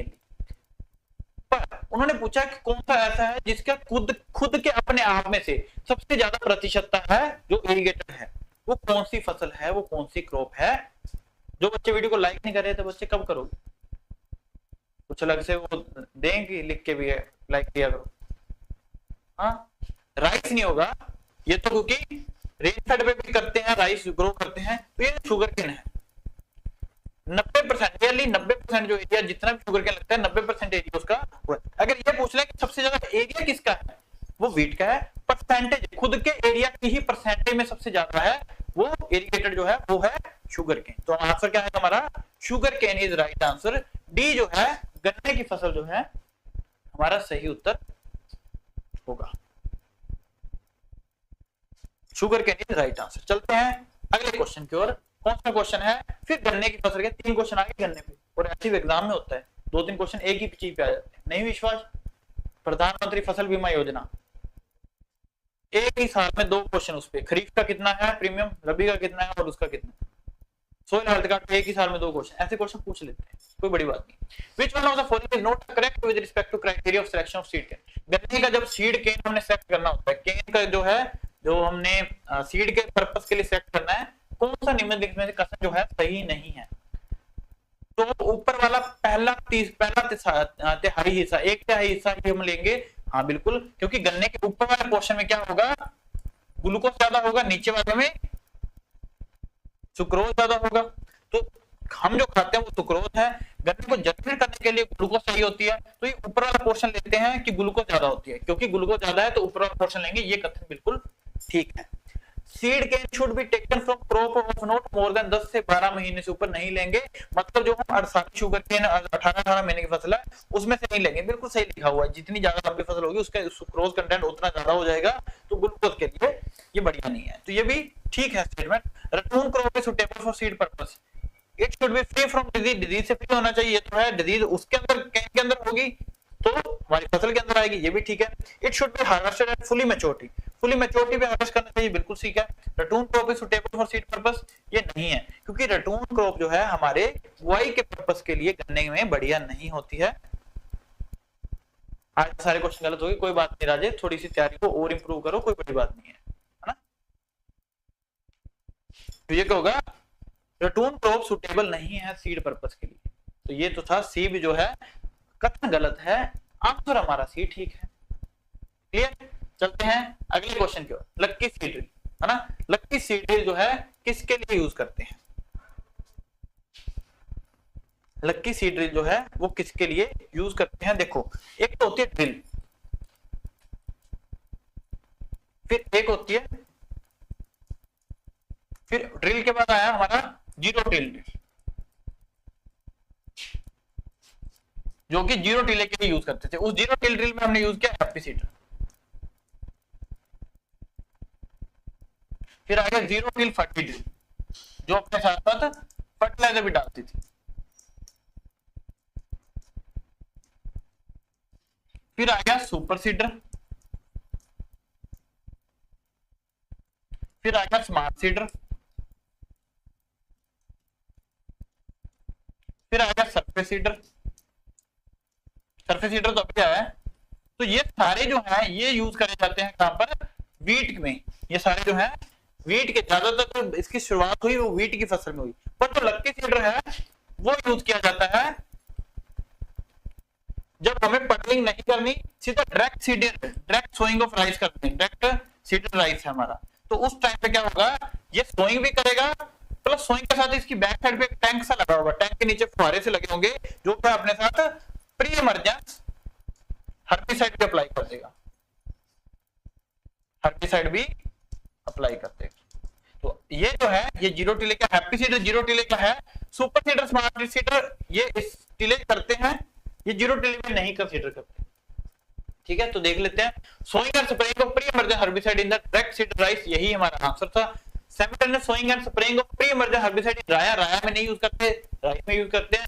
Sowing and drilling of fertiliser, इसके लिए तो seed cum fertiliser drill use करते हैं।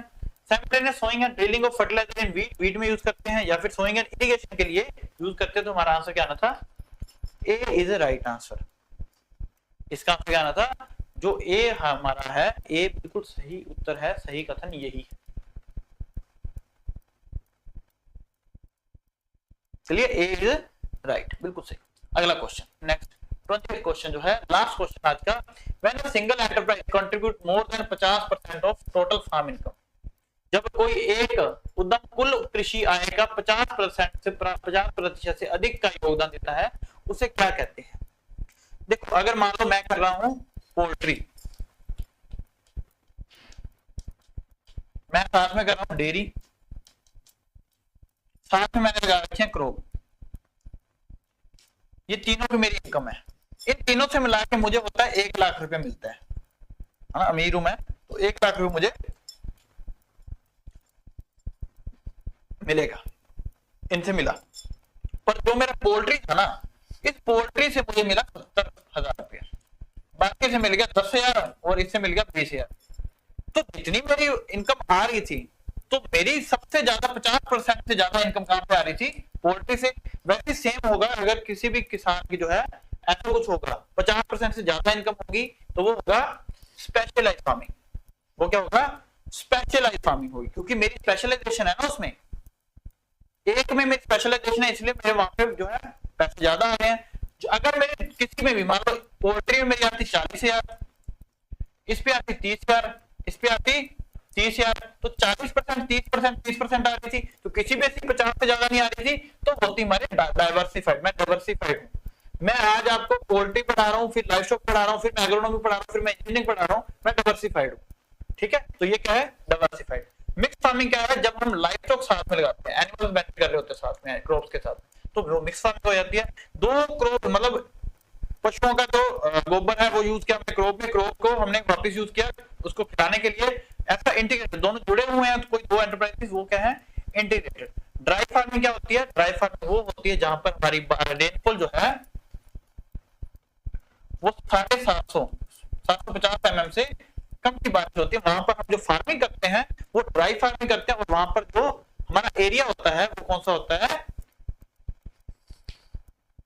एरिड, है ना। तो 500 से नीचे होगा तो एरिड, 500 से 750 होगा तो सेमी एरिड, 750 से 1150 होगा तो 1150 होगा तो सब ह्यूमिड, 1150 के ऊपर होगा तो ह्यूमिड। सब ह्यूमिड में ड्राई लैंड फार्मिंग करी जाती है और ह्यूमिड में रेनफेड फार्मिंग करी जाती है। तो इसका जो आंसर है वो क्या होगा? ये बी जो है बिल्कुल सही उत्तर होगा। चलते हमारे अगले क्वेश्चन और लास्ट। अब आपने बताना है कमेंट सेक्शन में कि आपके 20 में से कितने नंबर आ रहे थे, और इस क्वेश्चन को ध्यान से पढ़ो और इसका आंसर करो। क्या पूछा है? बल्क डेंसिटी जो है वो 1.5 है, पार्टिकल डेंसिटी जो है 2.5 है, वैल्यू ऑफ पोरोसिटी हमें बताना है पोरोसिटी कितनी होगी, कितने उसमें पोर्स होंगे, ये आप बताएंगे कमेंट सेक्शन में। और क्लास कैसी लगी वो आपके लाइक से पता चल जाएगा, नहीं तो अगर ज्यादा अच्छी लगती है तो कमेंट भी कर सकते हो, कमेंट करके जरूर